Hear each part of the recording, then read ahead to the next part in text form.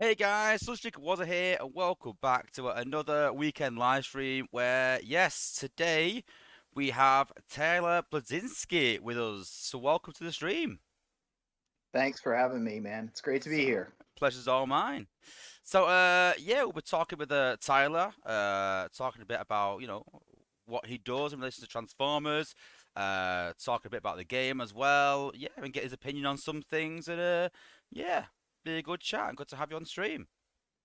Uh, I got a lot of opinions to share. I'm sure you do. For those that don't know, Tyler is a playtester with me, and we talk quite a bit about the game and what we think about things. So we've talked before this, and sort of sparked a bit of a friendship. You may have seen him on the Space Ape stream. He appeared on where myself and a few other playtesters and content creators appeared on. He owns his own media company. He's a comic book writer. There's not much he doesn't do. He's got his fingers in a lot of pies. So yeah, I'm sure if there's anyone that's got an opinion to be heard that's warrants it, it's yourself, of course. Yeah. Although I got to start out with something controversial. I'm more of a cake guy than a pie guy, so I'd say I have my fingers in a lot of cake. Well, what I call pie and what you guys call pie is totally different. But let's not get into that argument. That's the one for another day. But yeah, Okay, yes, pie sir. in the UK is totally different than pie in the US. But yeah, that's another one. So we'll say a few hellos in the chat. So who we got? So the Crusher was first. We always have a competition. Who was first? For some reason, I didn't start this, but yeah, they have a competition That every that's an time. internet thing. Is it Everybody wants to okay? be first. Yeah. We've got SG Soundwave who just missed out. Apologies, sadly. We've got Volcanicus 69. We've got Kultar. We've got Bruticus, Hammertail, yourself, of course. Who else have we got? We've got Gerrit. How's it going, brother? We've got Grind Time. You are definitely not first, Grind Time. Definitely not. We've got Silverbot 94 as well. We've got Sharks here, both moderators as well. And moderators, can you do me a favor? Just to announce that the Crusher has been made a moderator in my stream this weekend. So congratulations to him. And if you can't make it moderator, I will towards the end of the stream. I'll kind of do it now. Let's have a quick go. I might have to do it at the end of the stream. But yeah, we will sort it out for you. So congratulations. But anyway, back to the stream. So tell us a bit about yourself. Anyway, so I've sort of So touched upon it, but go on in a bit more detail. So if I'm looking off to the left here, it's just because I've got my iPad set up. I was told that I got to react to people's comments. So if I'm not looking right at you, don't worry. I'm still paying attention to you. I just got to check out here every now and then.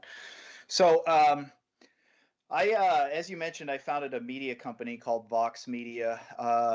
It started with an Oakland athletics blog. I know you're in the UK, so you probably don't know much about baseball, but Not at all. but You get a bat, but you got a ball. That's pretty much it. yeah. Well, the Oakland Athletics are kind of a plucky little team over here that run on a small budget and have a little bit of a cult following because they sort of started a statistical revolution in baseball, thanks to a book that was written about them called Moneyball. You might have seen the movie. It starred Brad Pitt. Don't think so. So No. it was a pretty good adaptation from the book, which was very dry and statistical driven. But I started a blog basically based on the Oakland Athletics, and this is way back in 2003.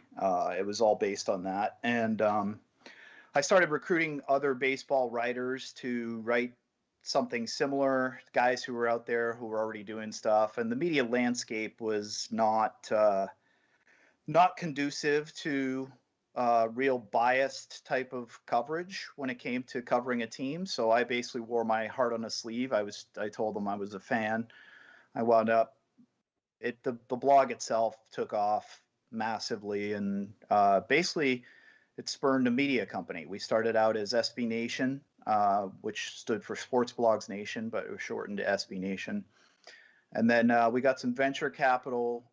Somebody else, we brought in a CEO to basically take my place because I'm not really a businessman. I'm more of a creative type. So Yeah, I get that. Yeah. so we brought in basically a hitman CEO who turned out to be an incredible boon for the company. We went out in all sorts of different verticals that covered everything from news to technology. You guys might read The Verge because The Verge covers uh, all things technology wise, and it became a pretty huge company, and it became Vox Media, and I basically exited the company back in 2016, and I still do a bunch of freelance stuff for them on occasion because I know a lot about the sports space and I can help them out on that. But for the most part,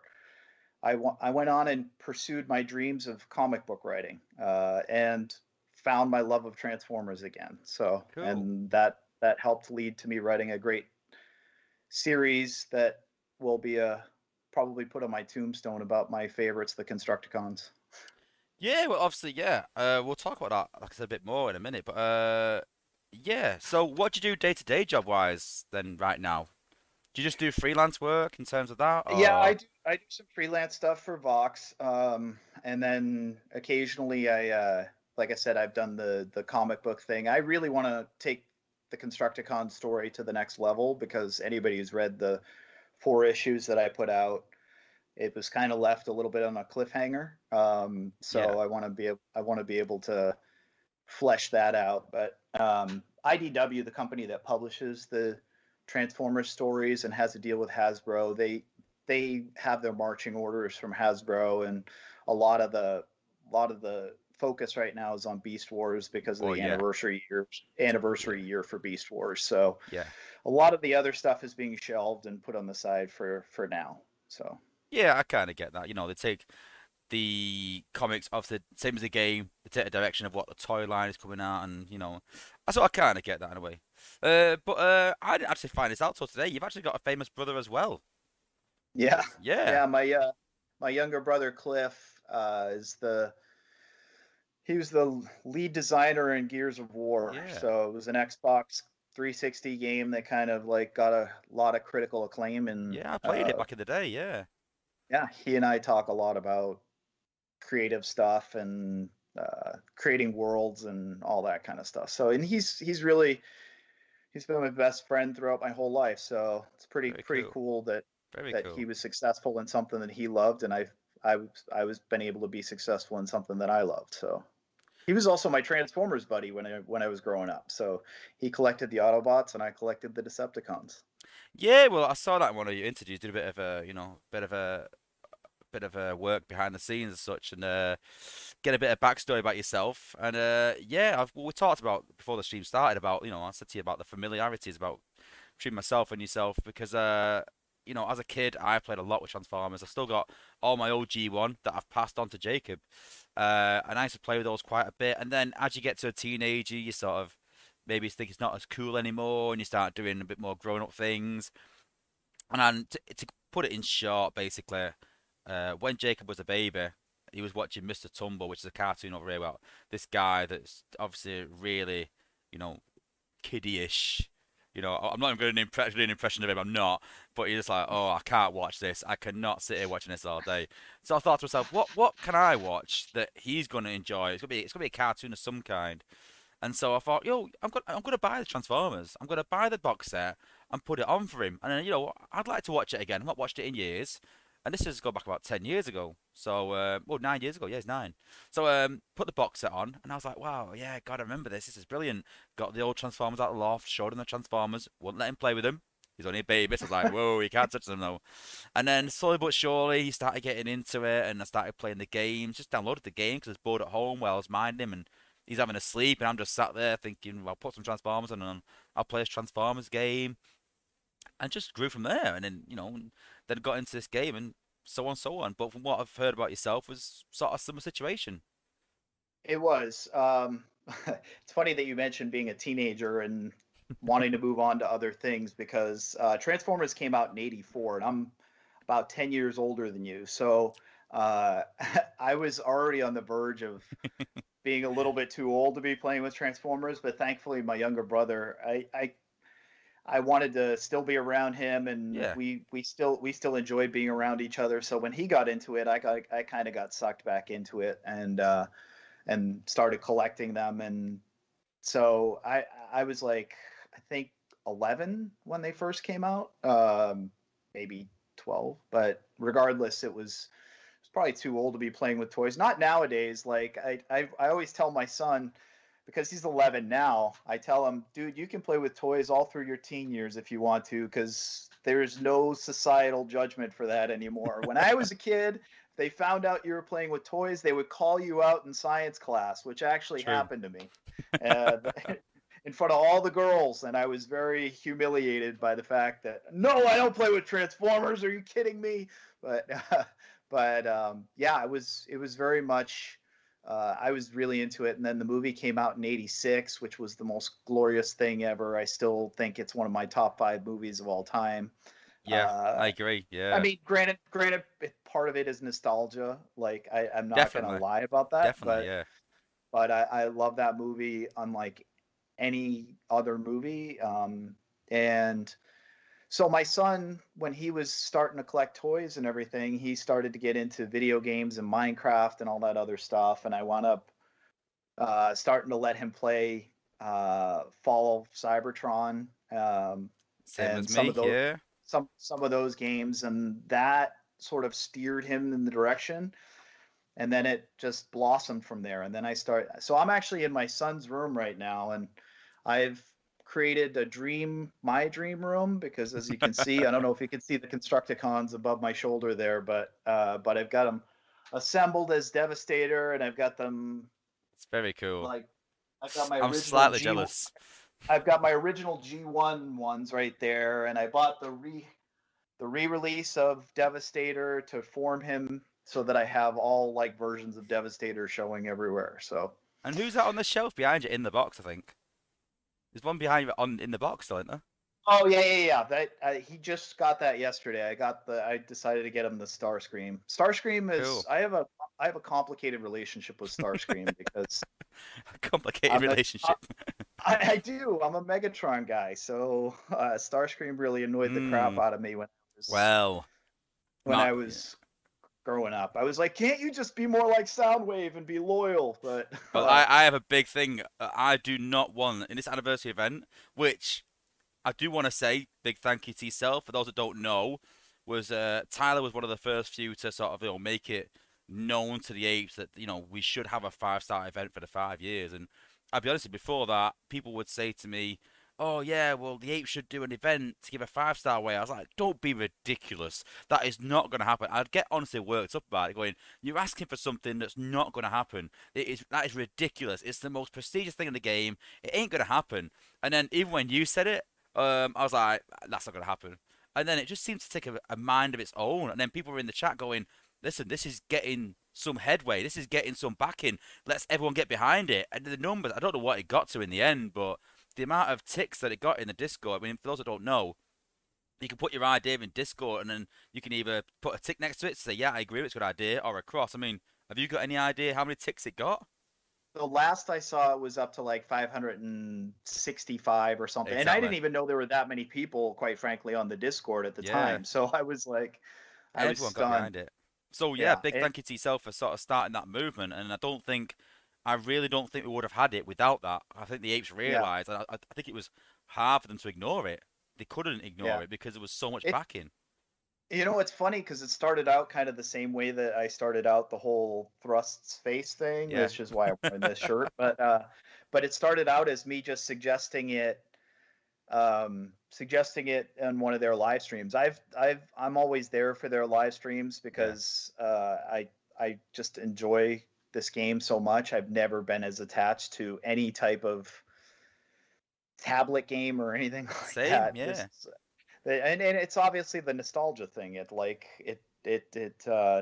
always said nostalgia is the most powerful drug around, and True. this definitely taps into the nostalgia thing for me. So I started suggesting it on one of the live streams, and a bunch of people started jumping on it. So then I decided, you know what, I've got to make this more official, and then I wrote it out as a suggestion, and then I talked to your buddy Spar about it because actually he and I have become, sort of a little bit buddies behind the scenes because we're both play testers, and then he started pushing it, I guess, in your family as well, Yeah.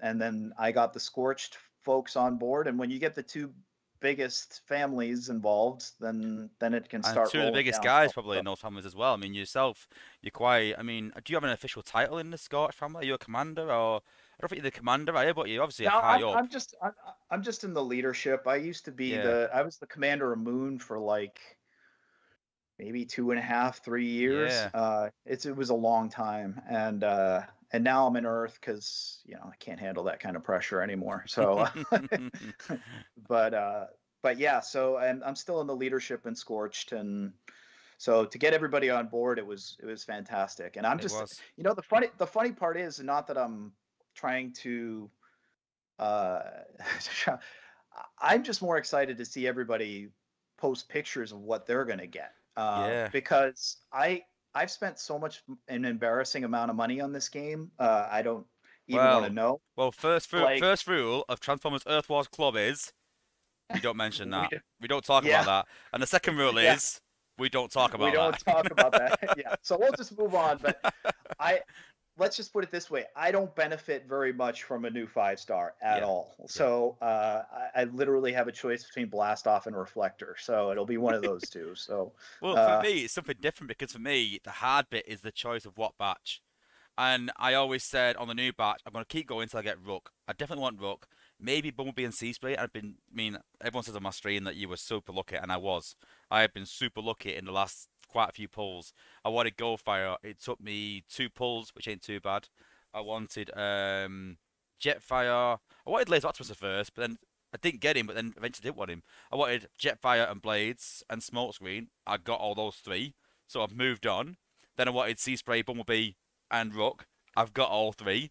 So now I'm at a point where I'm like, I've got everyone that I want. Who do I want now? I don't even know who I want. And now I'm sort of stuck. I always play the odds. And now I'm at a point where I'm like, right, well, I want RC, but that's a 1 in 5 chance. Chances are I'm not going to get that. I want Optimus Prime. Or what was the other one I wanted in number 2? A Wheeljack. That's a 2 in 4 chance for me, which is slightly less. I want Silver Ball. It's a 1 in 5. So the odds are going against me now. But because this 5-star is a random, I'm at a point now where this is either you're not gonna pressured. Yeah, yeah, but it's either gonna help me out and give me one of them bots that I want, and if it's one of the ones I don't want, it's gonna improve my odds for the ones that I do. So if I pull from batch 2 and get say Drift, who I don't want, then I'll probably go for batch 2 from then on because I've got better yeah, odds at Optimus Prime. So this in a way will decide where the game will head for me. It's something totally yeah. new. It's not me deciding. I'm sort of leaving it to fate and then go, right, okay, well, whatever batch I get, that will decide whether I go for First Aid, whether I go for RC or Warpath, maybe, whether I go for Optimus Prime or Wheeljack, or whether I go for Silverbolt. And this will literally, or Springer. And each batch has got one that I want, and this will literally decide it. So it's a new I thing, just isn't I, it? I I think it's a lot more fun this way. I know a lot of Yeah, some people were complaining that I want to be able to select what batch that I can pick from. Just to me, it's a sort of a fun. It's a free one anyway, so it's a yeah, fun random chance to get something that maybe you wouldn't have gone for before, and then yeah, maybe you can experiment with something that you. Although, my two least used 5-stars are probably Straxus and Barricade. So I'm glad that I already have them. So if I had to pick between the two that I have left, I would definitely want Reflector, which means I'll get Blast Off. cool. Yeah, still a decent bot, so. Um, Yeah. But we'll come back to that in a bit. But I want to get on to Transformers Galaxies, but I do want to apologise. I've set the scenes up and I haven't put the comics in to actually show them. I'm actually really devastated about that. But in the meantime, a big shout out to Denal Kill, who has Denal Kid, sorry, who's donated to the stream. So thank you. Don't forget, guys, once you have donated $20, you do get access to the VIP section in my server. So a big thank you to you. Um, so yeah, I wanted to plug these comics because I'll be deadly honest with you. I'm not much of a comic book reader. I've got loads of the comics in the loft stored away, and I've not read a comic since I was a kid at all. And then obviously when I started talking to you about interview, I thought I'm gonna go and read these comics. And like I said to you, I'm a bit of a Devastator fan on the quiet. You know, I'm a bit of a con art. I've said that many times on my streams. Um, but yeah, for me, it was interesting because when you, as a, I know I'm just kind of hard, but coming from an Autobot point of view, say that Decepticons are evil. That's it. Decepticons are evil, and they deserve everything they get, and that's simply it. Megatron deserves what he gets, and from an Autobot point of view. But when I was reading this comic, I honestly felt sorry for the Constructicons at how they've been manipulated and how they've, when you start to think that maybe they're actually not bad. It's just been manipulated that much that that's what they believe, and you can even see that in real life. That happens to people in real life when it gives them sort of some humanity that people do get manipulated, and then do end up being the bad guy in a way, for no fault of their own. I really like that. Honestly, I'm not just saying that because and that's one part of it I really enjoyed, and where I want to see that progress. And personally, I would like to see that conflict carry on. Maybe from like a then sort of like not swaying the other way. They'll never be Autobots. Don't get me wrong, but having some doubt in their mind. Are they doing the right thing as Decepticons? Yeah. I like that. I want to see where that goes. So I have this theory about fiction and stories and creative stories. They're very much a reflection of the time that we live in. So the 80s, when we're talking about the Transformers and the cartoon, everything was very black and white in the 80s. Like if you think about it, the Transformers comics, Megatron, Decepticons, evil, super evil, do bad things. Autobots, heroic, awesome. Same thing with GI Joe. Same thing with any of the. I mean, think about any of the movies that came out in the 80s. Any of the Arnold Schwarzenegger movies. Like there was a very clear delineation between good and evil, and I think it was a reflection of where we were in the Cold War with Russia and some of the other things that like some of the production of the fictional stories that came out at the time. Now I think we live in a much more ambiguous world, and Yeah, so I I wanted to reflect that in the Constructicon story, and it always bothered me that you know the Secret of Omega Supreme is one of my very favorite uh, initial G1 shows, and it always bugged me that the Robo Smasher kind of just turned them evil. They didn't have any choice in the matter. yeah, It wasn't There wasn't anything that kind of led them up to that point. They were buddy chum chum with Omega Supreme, and then the Robo Smasher turned them evil. So yeah. uh, for me, it was I wanted to give everything a shade of gray. I wanted to. I don't know if you watch Breaking Bad, but in my opinion, it's one of the best shows of all time. I need to watch it. I've heard that so many times, but It is because there's so many shades of gray. Even when Walter White's doing some of the most despicable things that you can imagine, you still find yourself a little queasy, but rooting for the guy because of yeah, how his entire journey started. So, for lack of a better analogy, I wanted to Walter White eyes the Constructicons. Like I yeah, wanted to make them a little bit more shades of gray, and have people feel for them, and how sometimes people make choices that through no fault of their own, lead them down a necessarily bad path.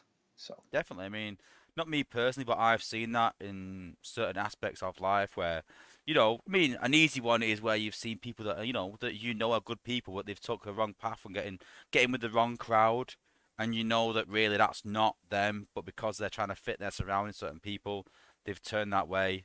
Do you know what I mean? And then their lives took a wrong turn, and that does happen, to people. But yeah.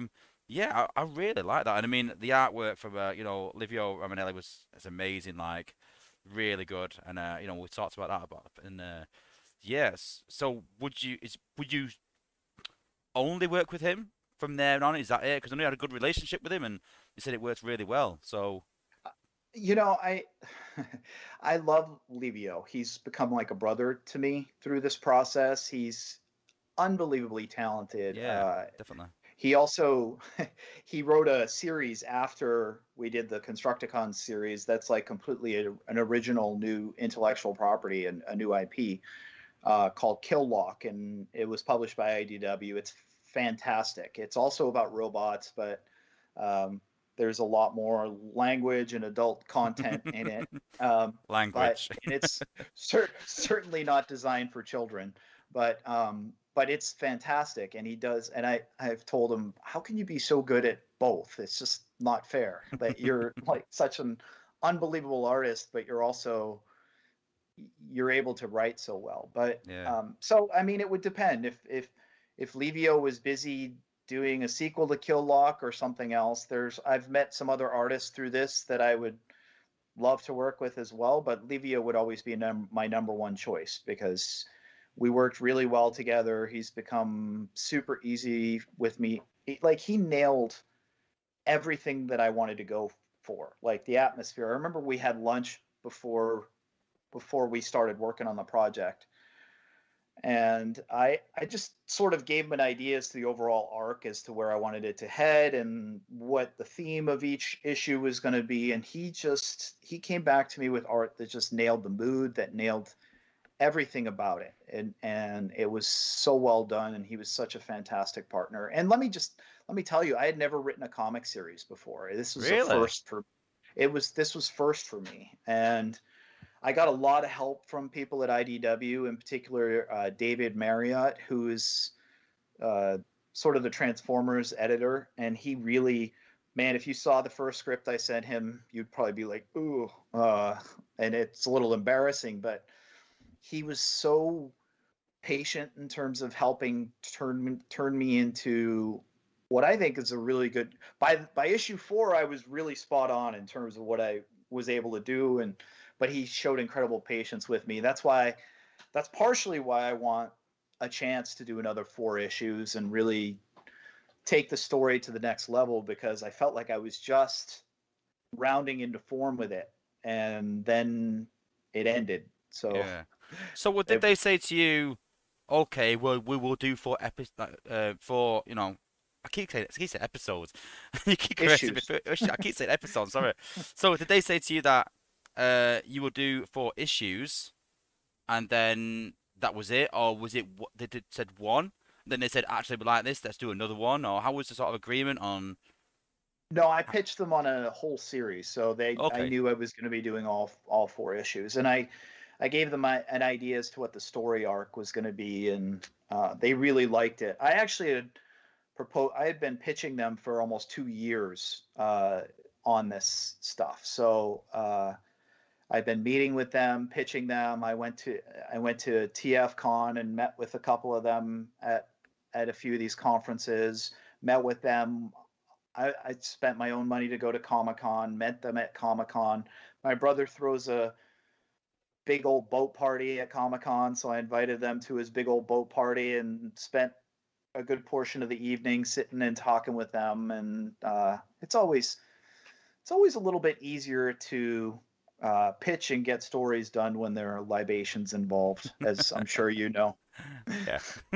No doubt. Uh, So did they give you any sort of hint as to they will get you back to carry this on, or have you not heard anything at all yet? Or not yet.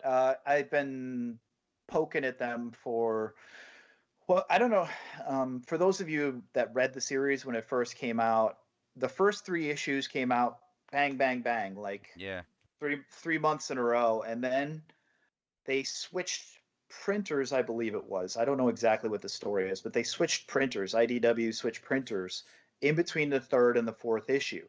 So literally there was like a 3 or 4 month delay between issue 3 and issue 4. So I I purposely left issue 3 where it was like a nice cliffhanger, where you had an idea as to where it was going, and the big huge payoff. Like I saw issue 4 as a huge payoff for all of your patience and finally getting the reward of Devastator wreaking havoc and being completely. I proposed some crazy stuff in that final one. So much, lot of really violent graphic stuff, and I had to pull it back a little bit. But it's a but shame. Yeah, but so we wound up. I think that hurt the momentum of it, which in turn wound up hurting Galaxies overall as Right. a as a property. And Galaxies, they did 12 issues. It doesn't exist anymore. I think they recently announced they're doing like a King Grimlock short series about Grimlock. Pretty cool. Um, but for the most part, it seems like they're doing occasional one-offs here, and I really want to take their story, the Constructicon story, forward because I want a standalone book that has all 8 issues together that tells how the Constructicons became a key part of Megatron's army. Cool. That's my dream. Yeah, I think we don't see enough of the Constructicons and a lot of Devastator. I think that's a key as Yeah. well.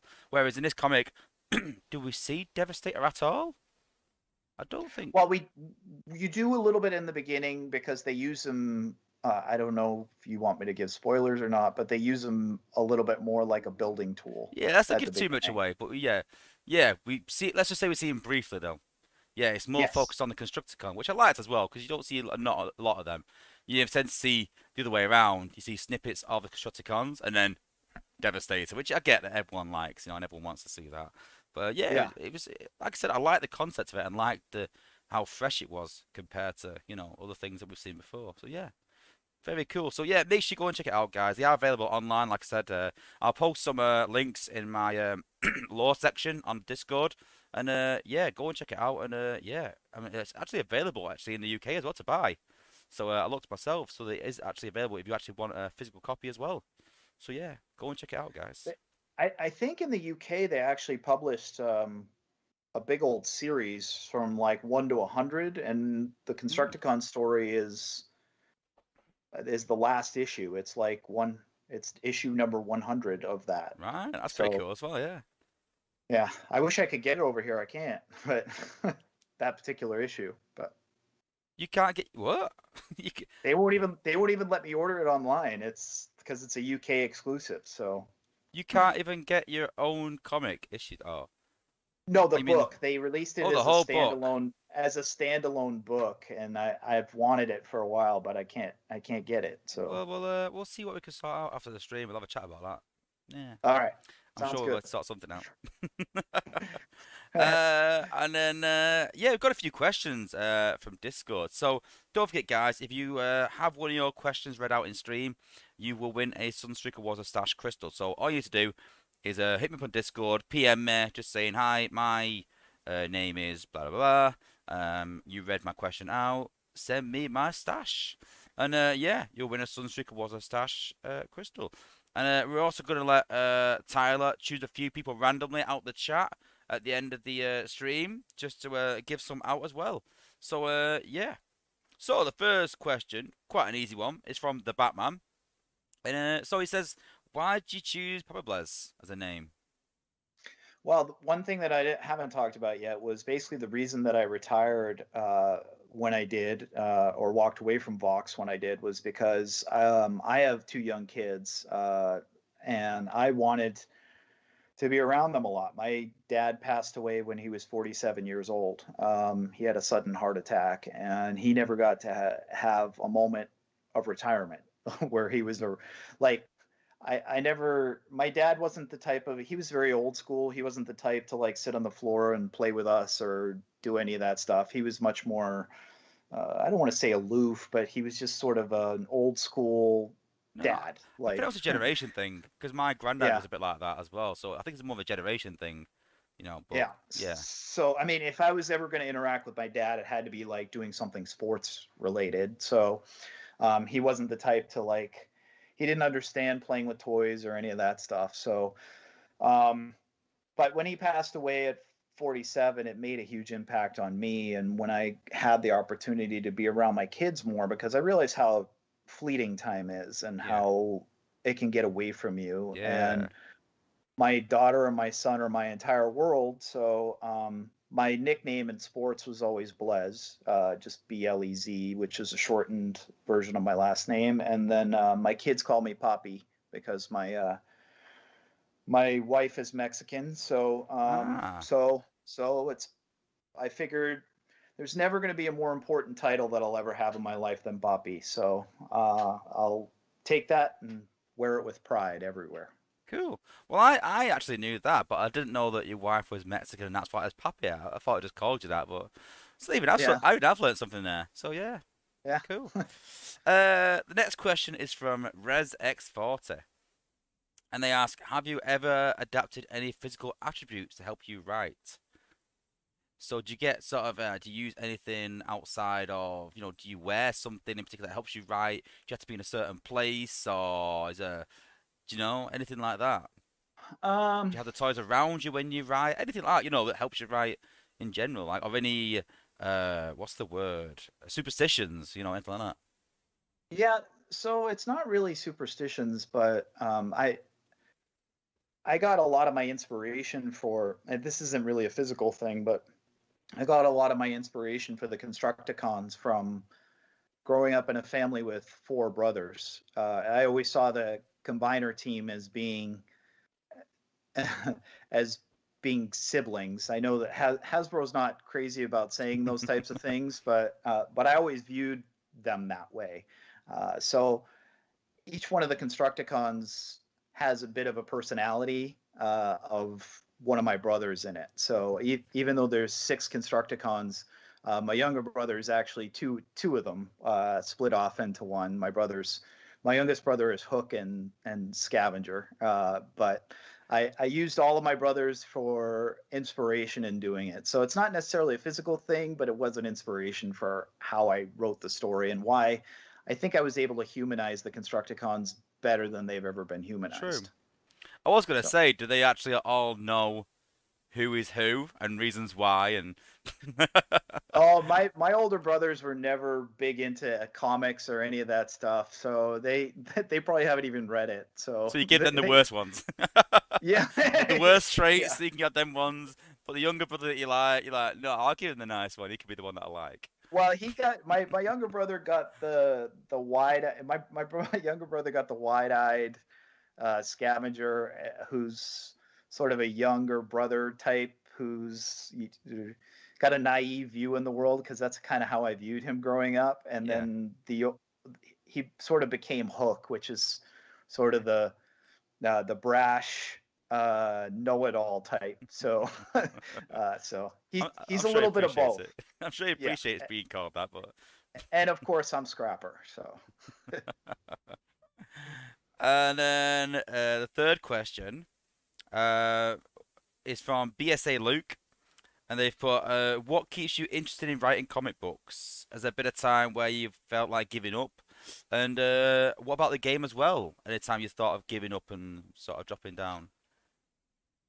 um in terms of comic books, it's I, I I'm frustrated. I get frustrated, but I also usually my frustration leads to motivation for me. It leads to me pushing harder. It leads to Yeah, me. I'm not really good at taking no for an answer. And anybody who's watched me push the apes towards a free 5 star or fixing thrust space or any of these things, I'm not really great at taking no. So I can be an annoying little gnat when I want to be, well, I and think we've both got that in common, as you probably well know. So. yeah, yeah. So, but yeah, that's kind of my MO when it comes to that stuff. In terms of the game, uh, recently, honestly, I was getting a little bit bored with it. Just Yeah, in the sense that I didn't feel like there. I mean, I have like 32 maxed cons at this point. So, 32 max 5-star cons. no, they're not all 5 stars. Ah, There's right. some 4 stars are maxed as well, like Thrust and That's still an Scrapper. achievement though. I have 2 max bots. Yeah. That's it in total. So. Well, I mean, Hyro didn't do me any favors by adding the 100,000 spark at the end because it really like, oh, I get a free 100,000 if I get there. So Well, there, I've got a bit of a it's thing with not that. free at all because you're spending a bunch of money to get them maxed. Yeah, So but it's this not is the free. this is my philosophy, and a lot of the high end, psyops guys and like that, they sort of ridicule me for this, like, in a way, and even some of my guys, they don't get it, but once I get my bot to 64, I stop power leveling them completely. I mean, they're well left alone. I use them for wars, for Zen farming. I mean, any 5-star can be used for Zen farming really in Zone 13 once it's level 64, pretty much. Yeah, So I stop leveling them completely at 64. And so then I don't feel guilty. I know so many people, like even like myself with Goldfire, that when I use them and Cup, when I use Cup for Lagooning, I just can't think, I can't help but think, there's so much XP I'm losing out on here on Cup that I'm spending to get that I'm not getting, and same with Goldfire. But because I've only got those two, they're literally the only two, and the reason I got Goldfire maxed is because I use him so much and because he's so beneficial. After that, every single 5-star I have is at 64. Sorry, yeah, every single one. yeah. Some are like halfway there now. To give you an idea, Blade is halfway there. Blaster's halfway there. There's someone else that's Cheeto's halfway there as well. Because I've had them quite a while. So those bots, will get to because it's took you probably about 6 months to get them to level 64 and a half. So by the time HQ 18 comes out, they'll all be close by anyway. So that's just saved me so much time and effort to get them to 65 and then not feeling guilty about losing XP. So that's my big philosophy. But then people are saying, yeah, but my argument is that it's only a very small increment from 64 to 65. But then their argument is, yeah, but that small increment times 8 of your bots adds up to quite a bit. But I do the same with prime cores as well. Yeah. I don't raise prime cores past 17. I don't raise any core apart from if they're damaged like volatile mixture or EO cores. They're the only ones I max out because you get so much benefit from it. So I'm very economical with my spark, and that's why I have a lot of it. People say that I hoard it. It's not a case of I hoard it. It's just I'm very economical with it. I make sure I make the right decision on everything, and I don't waste any resources. Spoken like a true hoarder. Well, maybe, yeah. But yeah, No, that's my thing. I get it, but the problem with me is that once I get them to that point, it becomes, if I'm not using them on my war team, then they kind of just sit there and collect dust. I mean, I do metal hunting. I just recently crossed 25,000, so I'm a little over. I'm like at 25,100 or something like that. And once I get to 26, I don't. I mean, I don't know what I'm going to do with all these maxed bots. So I will tell you that one thing that's kind of sucked me back in was, and this is completely unsolicited. I had nothing to do with this in terms of Fabian, but he did the warrior rework, Yeah, and because I love Scrapper, and Scrapper, like I said, was based on me. He's one of my all-time favorite Transformers. Um, it led to me getting a little bit more inspired because I could now use Scrapper on my war team. yeah, Whereas Scrapper, I had left Scrapper long behind. He had just become a metal hunting guy. So now it's fun because he's actually effective. He breaks walls. He's fun to use. He's completely invincible. Although I screwed up an attack this morning because I didn't notice the anti-shield build bot, and I sent Scrapper ah, out and he got murdered immediately. So sorry, buddy, but yeah, it's he's it. I mean, that type of thing. My point here is, and I think I don't know if I speak for all G1 people, but I would rather than them constantly be putting new bots in the game than for them to occasionally look back and make the ones that are super popular in the Transformers mythos, make them a lot more yeah, relevant again. So you and I have had this discussion. I know yeah, you don't you're not a big fan of Powerglide, but I love Cyclonus. So I really wish that they would do something to make Cyclonus more relevant. yeah, And not only that, but I hate his character model too. But um, but it's just honestly, I wish that occasionally they would take like a 2 or 3 month break and look back through the meta and see what ones have been left behind and make them relevant again, rather than constantly turning out the new. I yeah, mean, we're getting into um, outside of Runabout, we're getting into really random ones that not a lot of people have a great emotional Yeah. attachment to.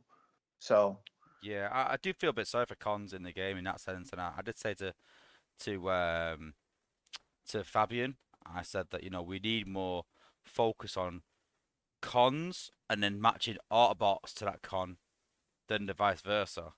So when I saw Snapdragon, I mean, we talked about it before the stream. That I love the headmasters. So when I saw Snapdragon, I was like, "Oh, this is brilliant!" Like I said this to Fabian, that Snapdragon's coming to the game.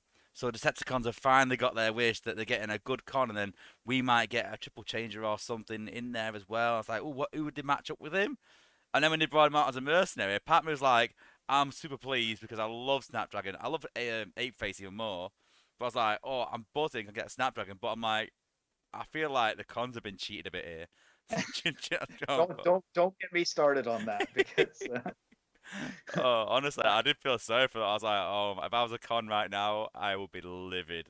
But yeah, it is what it is. But anyway, so that hopefully I don't know how I got onto the, but I wish that the apes would occasionally just look back on what they've already released and yeah, I mean I think you were talking about it on your other stream about looking at the ability points. Uh, yes, it's got a mixed.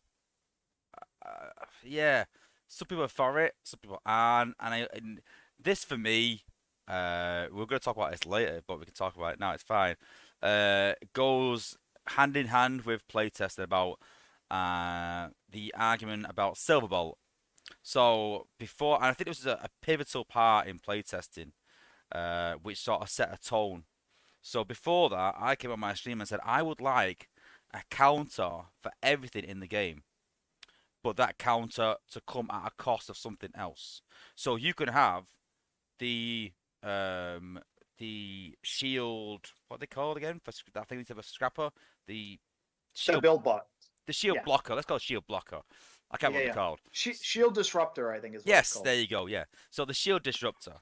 So you can have a shield disruptor, but that means that you can't have obviously the healing build bot. I wanted hack build bots. Well, to be honest with you, I wanted cores. I wanted a core that you can equip to the defenses, that's as well as the current core. So, like you've got cores and combat cores for the bots, you've got cores and then prevention cores for the defenses. So, on a mortar, you could add anti-fire. Gold fire will not do any damage. Anything around fire will not do damage, but everything else will. Or you could add anti-EMP. So then Silver Ball, Star Saber, Elito won't do any damage against those defenses. But once, obviously, you could put your whole base anti-Goldfire, but then not protect against anything else. So it makes you sort of shift your strategy. But then our Circus of Spa, and it's him that convinced me, and he made a really good point. That's looking at it from our point of view, where we've got bots who can swap and change and go, right, well, I'm going to focus on this bot next. And I could get a bot from obscurity to war worthy within 2 weeks, pretty much 3 weeks.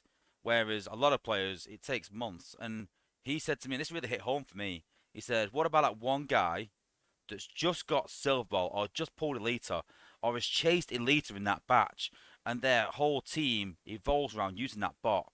It's their only 5 star or only max 5 star, say, and all of a sudden with these cores, you take it away from them." And for Yeah, me, I was like, that's a good point.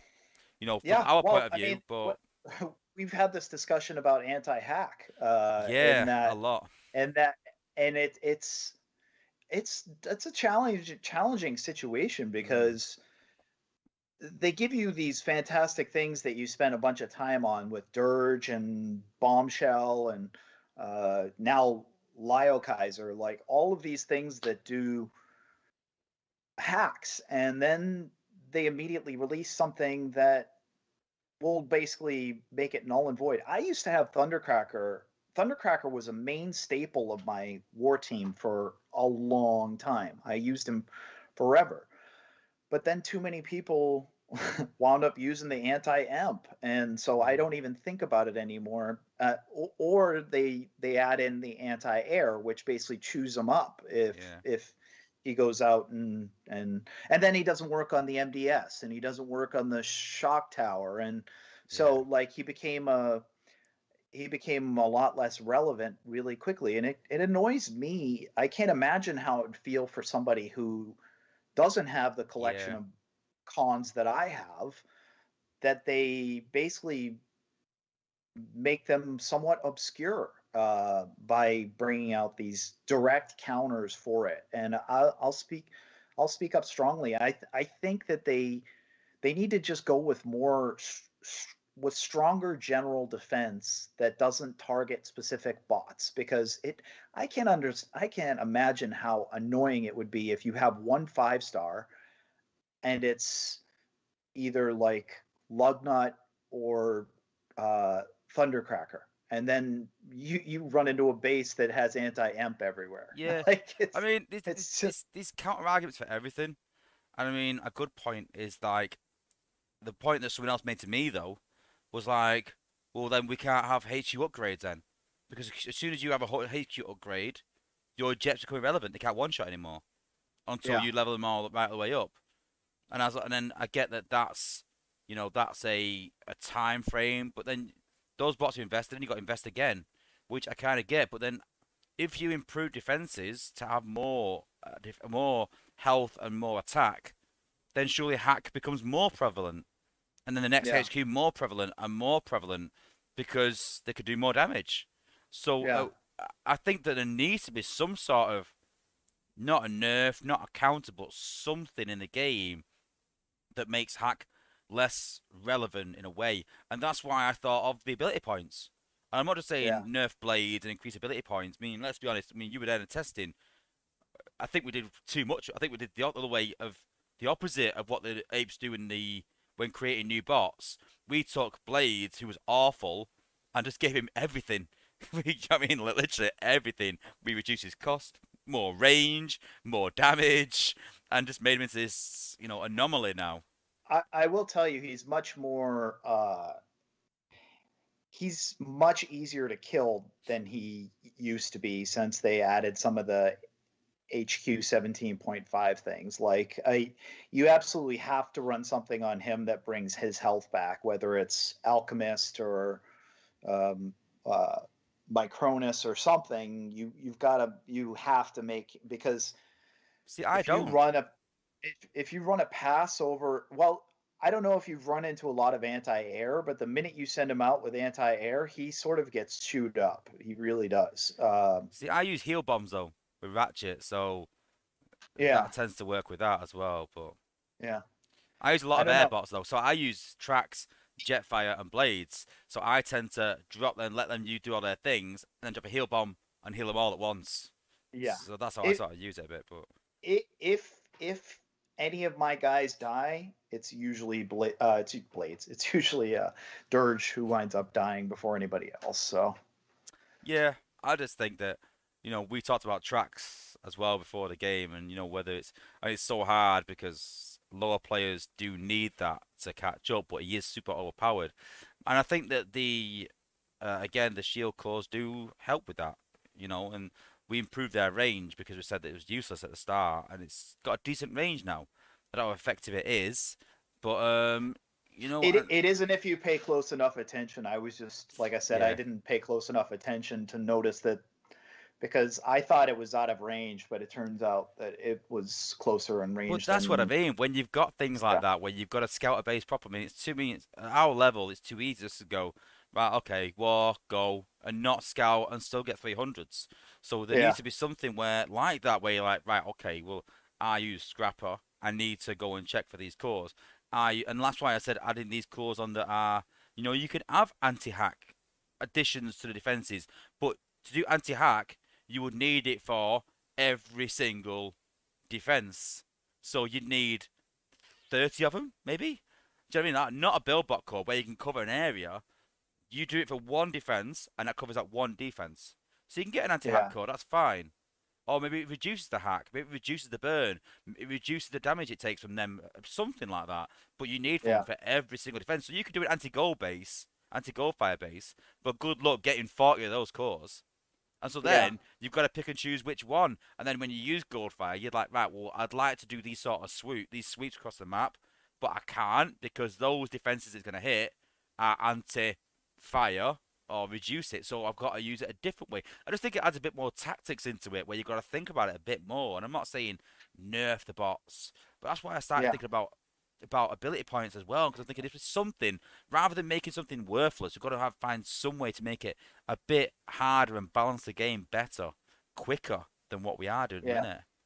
Yeah, and I think the game is entirely a mathematical equation anyway. So if you work with the ability points, I think Alpha Trion's probably the best core there is I because agree. it gives you ability points, Yeah, and those the economy of the game is all based around having enough ability points, and that's yeah, what makes Ramjet so effective. yeah. Um, so I think if you look at the cost, that was the other reason that I stopped using Thundercracker was they they bumped up his ability point usage. So I kind of agree with that though. I'm not gonna lie to you. I kind of instead agree of with it three, because it was four. So yeah, no, I'm but not saying I don't, yeah, but it for me it meant all right, you're not on my war team anymore. So yeah. I just think that he had the highest damage, the biggest range, the lowest cost, and I don't think I always believe that any bot, and a good example for me was Snapdragon, that he had amazing range, had decent damage, but his health was awful. And for me, every single bot that comes out should have one negative, and that's where you should go. You know what? I really like this bot, but will it work in my war team because of a certain aspect of him that that makes it not as viable in the game. I think every bot should have that.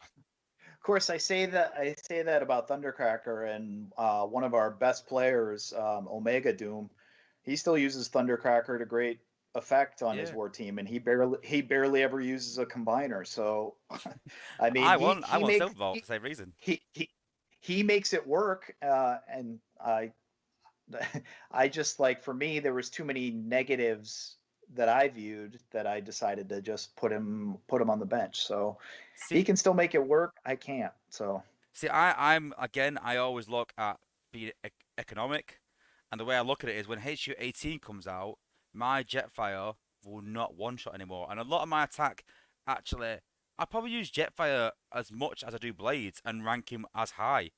Because I use blades on certain areas of the map, and then where the MDS is, things like that, then I tend to use Jetfire. I leave them alone with blades, and then use Jetfire just to single out certain defenses. And yeah. so I use Jetfire to that, but I know that once HQ18 comes around, then that won't be, you know, viable with Jetfire. So that's why I want Silverbolt. So when HQ18 drops, I will have a jet that can one shot, Can we not the stop talking MDS, about it? but Can we stop talking about HQ18, please? It makes me a little queasy in my stomach. I I don't even can't want to wait for think it. about it. I No, can't I, wait. I, no, that might be my swan song. It's because every time we upgrade to the next HQ is when I'm like, oh God, I can't even.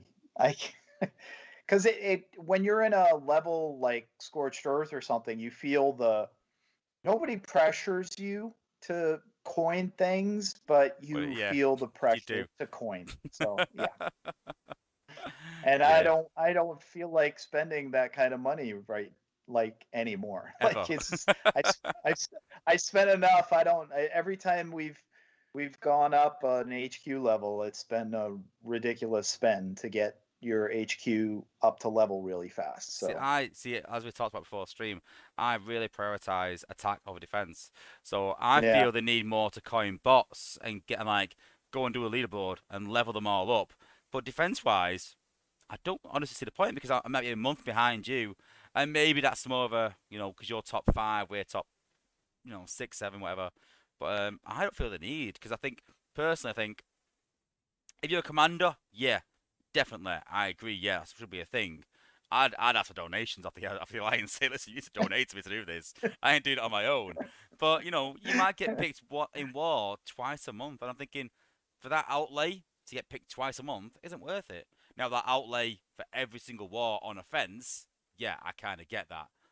I would coin on offense, but defense, You know what? I'm going through it right now though because I got the 5-star Overlord part, and he's been upgrading the entire time yeah. since I got it. I think he finishes today actually, but then I'm going to put him right back in the lab to go to like level 22 or whatever. So then you have to wait another 7 days. And I hate getting picked on defense for two reasons, because then that means I have Abominus in there, because he's probably the second best combiner on defense.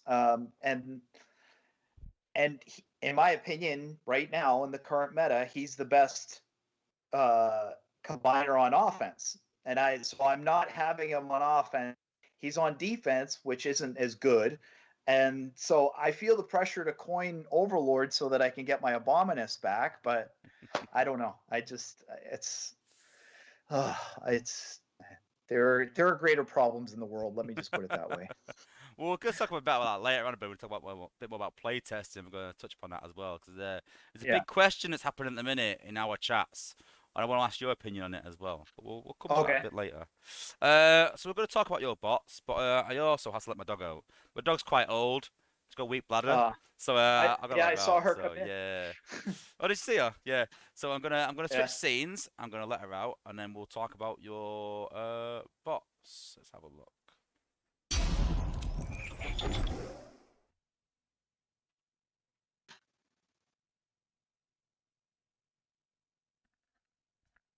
Okay, Was so is this generally your war team, is it, that you use? Is it? Yeah, those are the ones that I sent you, or my war team. Yeah. So looking through first at your player level, so 91. That's just I think I'm level 90. I thought you'd be a lot higher with the amount of maxed out bots. Do you not touch your 3 stars at all though? Or You know what? I've just actually started to upgrade them when I realized how much weight they give same the as me. Same as me. uh Yeah. to me it's silly that Same. they weigh the research lab more than anything else. So Yeah. it's uh but no, it's I'm actually relatively close to uh the next level.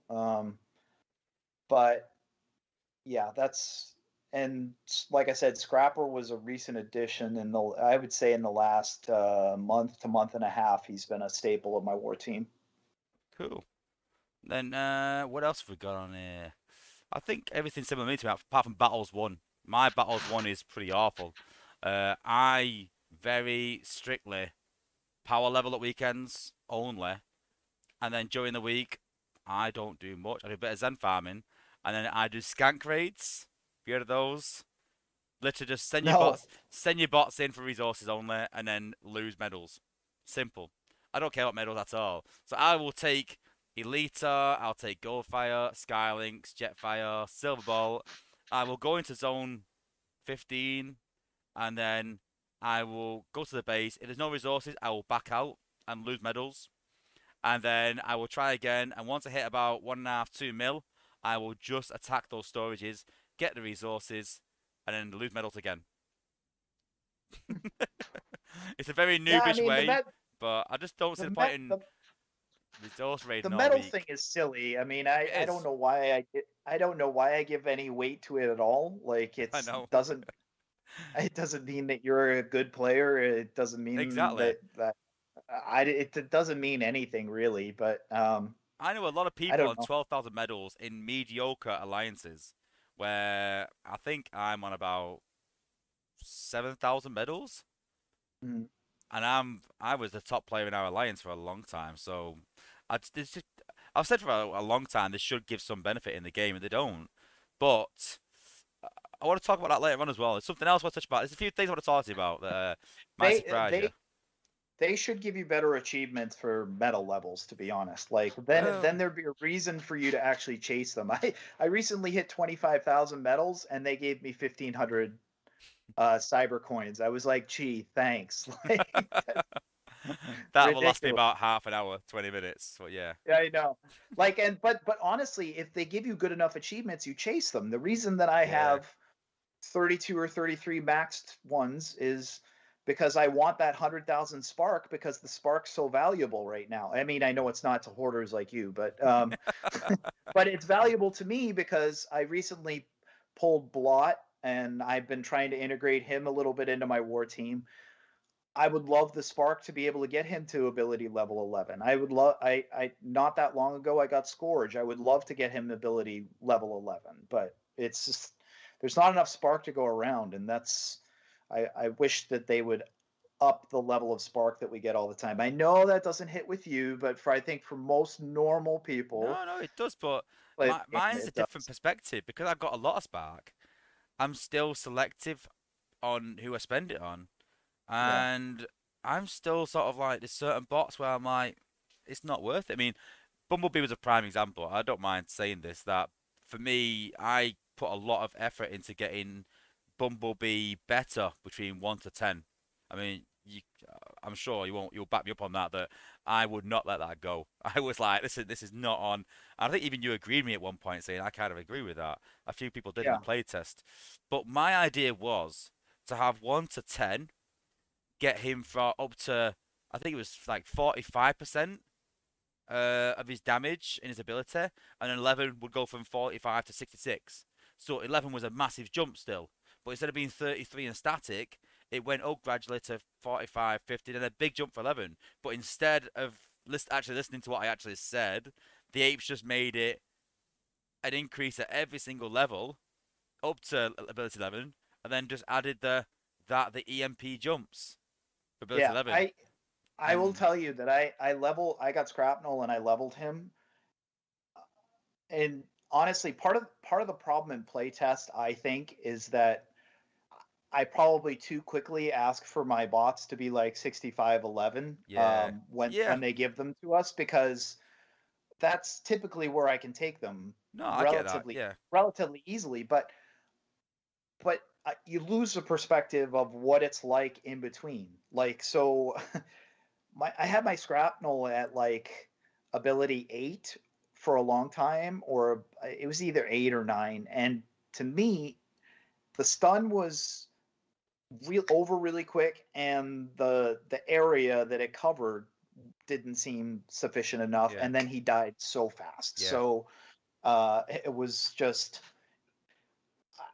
man, we probably didn't do enough with him at the lower levels. We probably didn't. yeah. So Well, I think we've got something done. I think that was a little bit better, but I do agree with that. I mean, I also understand it though that we are. That's why I also said that in the play testing we need some low level guys. But my big worry is that those low level guys will not test bots at their level. They'll go, oh, I can get max bots. Let's get I everything know. level 65, 11. You're like, no, we want you to test him for Gold League and let us know what this bot's going to be like in Gold League, not in Prime League. We can do that. We could, Yeah. between like 10 of us even, we can say what Prime League is going to be like.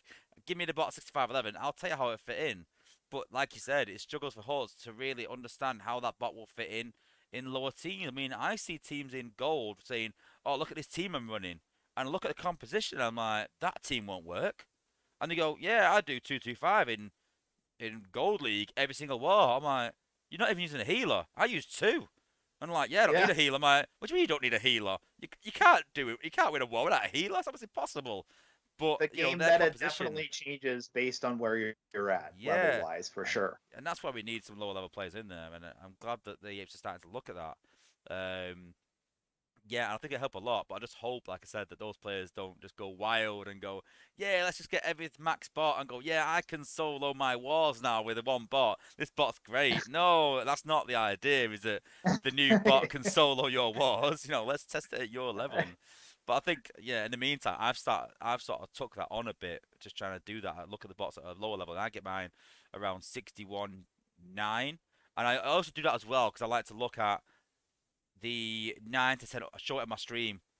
Sorry, no, 10. The 10 to 11 upgrade and show the difference live on stream because it's hard once you get it to 11.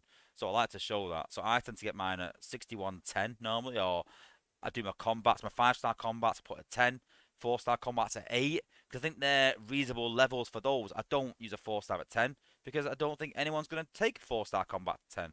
I take my 3-star to 6 because I don't think anyone's going to take a 3-star past 6. It's not, it's not I feasible and I actually realistic. have a level 7 Crater Maker 3-star, but Yeah, well, 7, yeah, I get that, but you're not going to take it to 10, are you? No, Yeah, heck no. that's like someone in playtesting saying, yeah, but if you've got a 5-star, 4-star, and 3-star spoil sport all at level 10, you can easily win Prime League. Yeah, but no one's gonna do that. No one's got the combat spark to do that, and no one's gonna level a 3-star to 10. So that's out the window. But then someone saying a 4-star spoil sport, top shot, and glitch at level 8 is overpowered. Yeah, that's realistic. That can definitely happen quite easily, and that's a Yeah, worry. And it's just sort of like judging. Like that's why I'm not too fussed about 5-star combats being overpowered. Not yeah. everyone's going to get these 5-star combats. They're hard to achieve, so I'm fine with that. Make them They're overpowered. easier now with the shards, but yeah, I understand what you're saying. Yeah. Yeah, yeah, definitely. And then days played as well. It's got mine up as well. So you're about 200 days behind me. So you must have started around October after the game was released, I think, because No, I downloaded it. I started in July. I think how many days that is. Yeah, maybe. Yeah, yeah. I'm trying to think. So I I started. started in July. I remember exactly where I was when I downloaded it. I was at a we were on vacation in Mexico, so I Ah, downloaded it because we were at a beach place and there wasn't a whole lot to do in terms of just lazing about the pool or whatever. So it happened to come across my screen as an ad, and I was like, "Oh my God, these look like G1. They're G1 faithful." And I instantly downloaded it, and my son and I started playing it together, and it was a great decision, but also a bad decision for my wallet. But yeah, well, I think we all feel like that, but yeah, you know, I do look. I had the same situation in TFL, that old game that I played, so I can judge the game now by that. I mean, that game didn't last nearly as long, and for me, there was two parts of that game that, yeah, it did cost a fair bit here and there, but the community thing of it, there's people like I said, Spa. I've known Spa now for 9 years. And certain people that wow, I've kept friends with throughout that. And, I've no doubt that when this game eventually dies, I think it will one day. It's just natural. That's what happens to these games. But I'm sure there'll be another game. And I'm sure people like yourself will be messaging going, listen, there's a new game out. Come and have a game. Come and join us. And well, this community's even bigger. So we'll be like another migrating force. But we might all be cons in the next one. Go, listen, we'll all be cons on this one. Because hey, hey, we can't be talking about the end of this game. Like, I think Dale might be listening. So No, I've talked to Dale about it, and he's assured me that it's got years left in it. And I kind of see that, and I get that because, and I've always said that we'll know when the end's coming because they will scale back content. Like you said that they need to take a break. They don't. They need to keep churning out bots, and they will keep churning out bots. And as long as there's bots to churn out, they will. But this game will not go on for 30 years because there's not enough bots to keep going for 30 years. So, it is. But the question is, how long is it? Is it a week? Is it a month? Is it a year? Is it a few years? And yeah, I think it can easily go for another year or two, definitely. And for this sort of game, it's already gone longer than most games do. But Clash of Clans is still yeah, going. Clash of Clans has fell away a bit, but they replaced it with Clash Royale. So it's been remarketed, but it's still Clash, and people have migrated to that. So maybe they might, same company owns it now too. yeah, So exactly, yeah. So you don't know what's going to happen long term. It might be another Transformers game made by Space Ape, maybe that people will migrate to. I don't know, but this game will die one day. But I've no doubt that that will not be anytime soon. The way they're grinding out content, I remember how TFL went, and for me, TFL died because of the economy. It got to a point where you didn't need to spend, and that's a big worry for me. That there needs to be something to chase. And I know that people don't well, that's like that, that's why you're but pushing HQ18. yeah. I see you. But You're secretly working for the apes. oh, don't get me started on that. Honestly, people believe that. People really do believe it. Oh, don't. Honestly, the amount of times I've been asked, like, what'd you do at Space Ape? Nothing. I don't do anything at Space Ape. I talk to them, yeah. I Well, work stop with talking them. HQ18. I need a break. I think January. I think HUAT will be January. I really do. I think I could handle January as long as they give. So my 50th birthday, revealing how old I am, is in December, and I'm hoping and praying that for my 50th birthday that we get a 5-star thrust. So I thought you were gonna say. if I thought you were gonna say. I hope for my 50th birthday I get a lot of money. no, if Ready? you're watching, Gail, 5-star thrust. My birthday's this December. That's when the new 5-star batch will probably come. I agree as Just well. saying, Yeah, I put agree as well. it out there. I agree. 5-star batches are churning out a bit slower, and I think they will come in around December. And I think again with this year, I think this has been the most. It's hard. I wouldn't say the most unsuccessful, but it's been successful at the same time. I think that in terms of this one, it's been the easiest in terms of top players doing well because I don't think we've skipped a beat really in the top players in the top five. No one's really struggled with war score. Maybe the first few weeks HQ17 dropped, but after that, I don't think anyone's really struggled that much. I saw quite a few I drops. mean, as an alliance, 17.5 came out. The MDS and the shark mines, or I guess they're spider mines now well, yeah, officially, finally. yeah. But when they released, they were pretty challenging. But I think I think people have gotten the hang of how to handle it now. Yeah, yeah, I think so. But I just think that people got to grips with it very quickly. And I think because of that, means we'll see HQ18 quicker as well. Because Yeah. I mean, this is what I want to talk about. Like, what I mean, last the stream, they sort of left it on a cliffhanger because we tend to know before anyone else what's coming to the game next. And in the last stream, they said, "Oh, there's something coming that people have been asking for quite a while." And I have literally no clue. Now, normally I can go, "Yeah, I know what that is. I've got an idea." Sometimes I won't say. Sometimes I give hints. But I have literally no clue. And I've got a feeling that we might find out this week in playtesting. But what do you think it is? Uh, I mean, I could rattle off loads. Is it going to be being able to save base designs? That's been asked a lot. Is it going to be I uh, don't think a I new don't think they bot? would have teased it that way. I don't think they would tease a new bot that way. It's got to be something Uh, involving. it's something big, I think. We've not seen the Yanis in the chat for quite a while, and that's Yeah, because he I was know. doing. I know. Yeah, Fabian's been there he's been a very lot. quiet because he's been doing a lot of stuff with Omega Supreme and Computron and things like that. Uh, So what's the next big thing he's doing? That's my question. That's what Yanis tends to do. He works on the big projects behind the game, and Fabian works on the bots. And I know that some well, people are saying nose I'll say cone buff. So I'll say from a personal perspective, I've wanted Scorponok in the game for a long time, and I never get to see Scorponok because I am true. a Decepticon. So the only raid we get to see is attacking either Fortress Maximus or Yeah. Metroplex. So what if we got to play with the Titans? But has What if that I? been asked for a lot though? The key part was he said something's been asked for. I don't think that's been asked for a lot.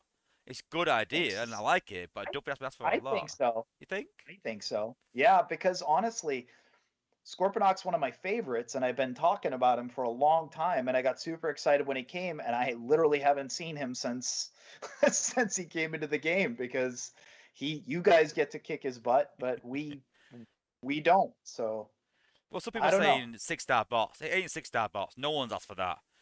No, That'll be mass quits. I'll quit.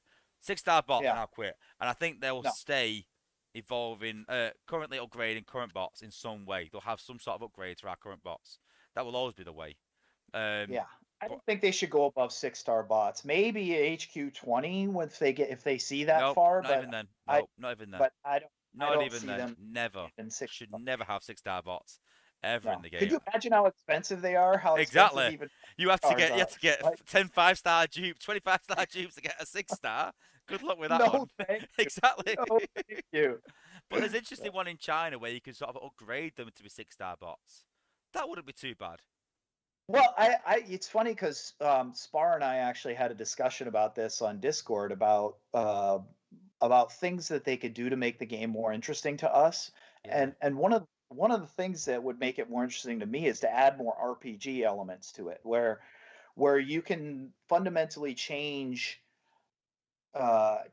somebody that you really love into maybe another class, even just by doing certain individual trials with them. So I have already established that I love Thrust, I love Scrapper. So what if I'm able to take these and I'm able to do these series of individual quests with them, and I can either I can increase Thrust's health by doing these individual quests, or I can increase his. I don't know. It gives him another ability to attack, where maybe he uses his wings and he turns it and blows the smoke I just blows think away. you Or get into dangerous territory because, as I said about Inferno, once you've got one bot that can affect every single bot, people will find a certain combination that makes it impossible to defend against or something.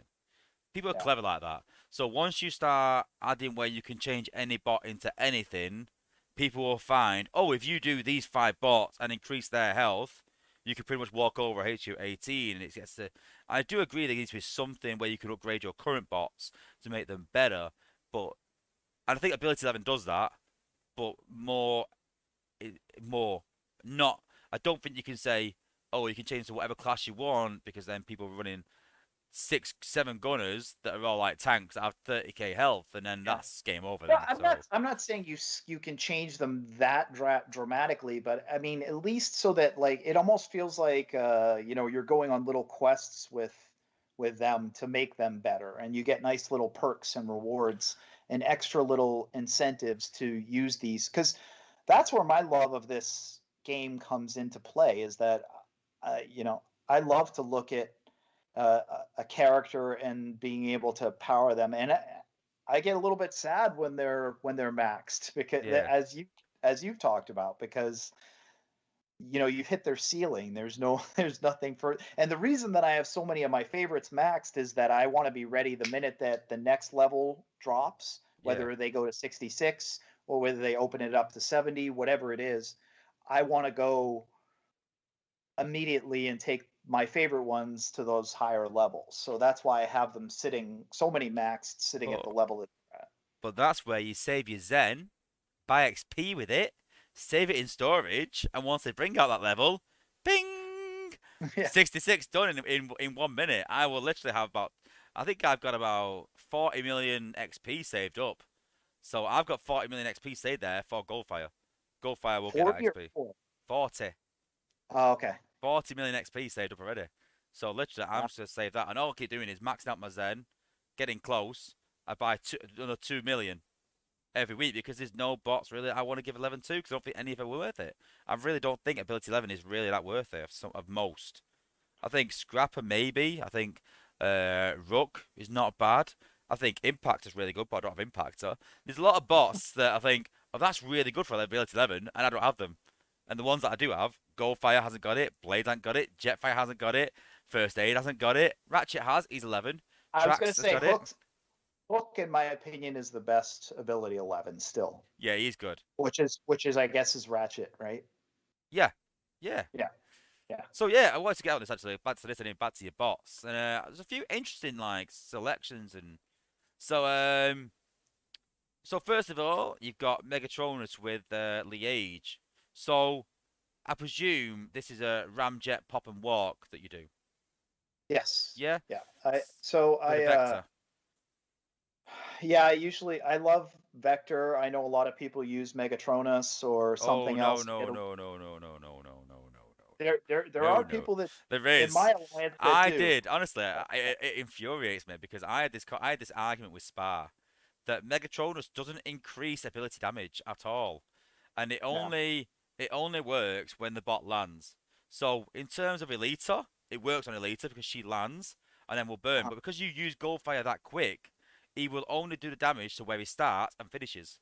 So he will do Yeah. damage at A, he will do damage at B, a slight damage.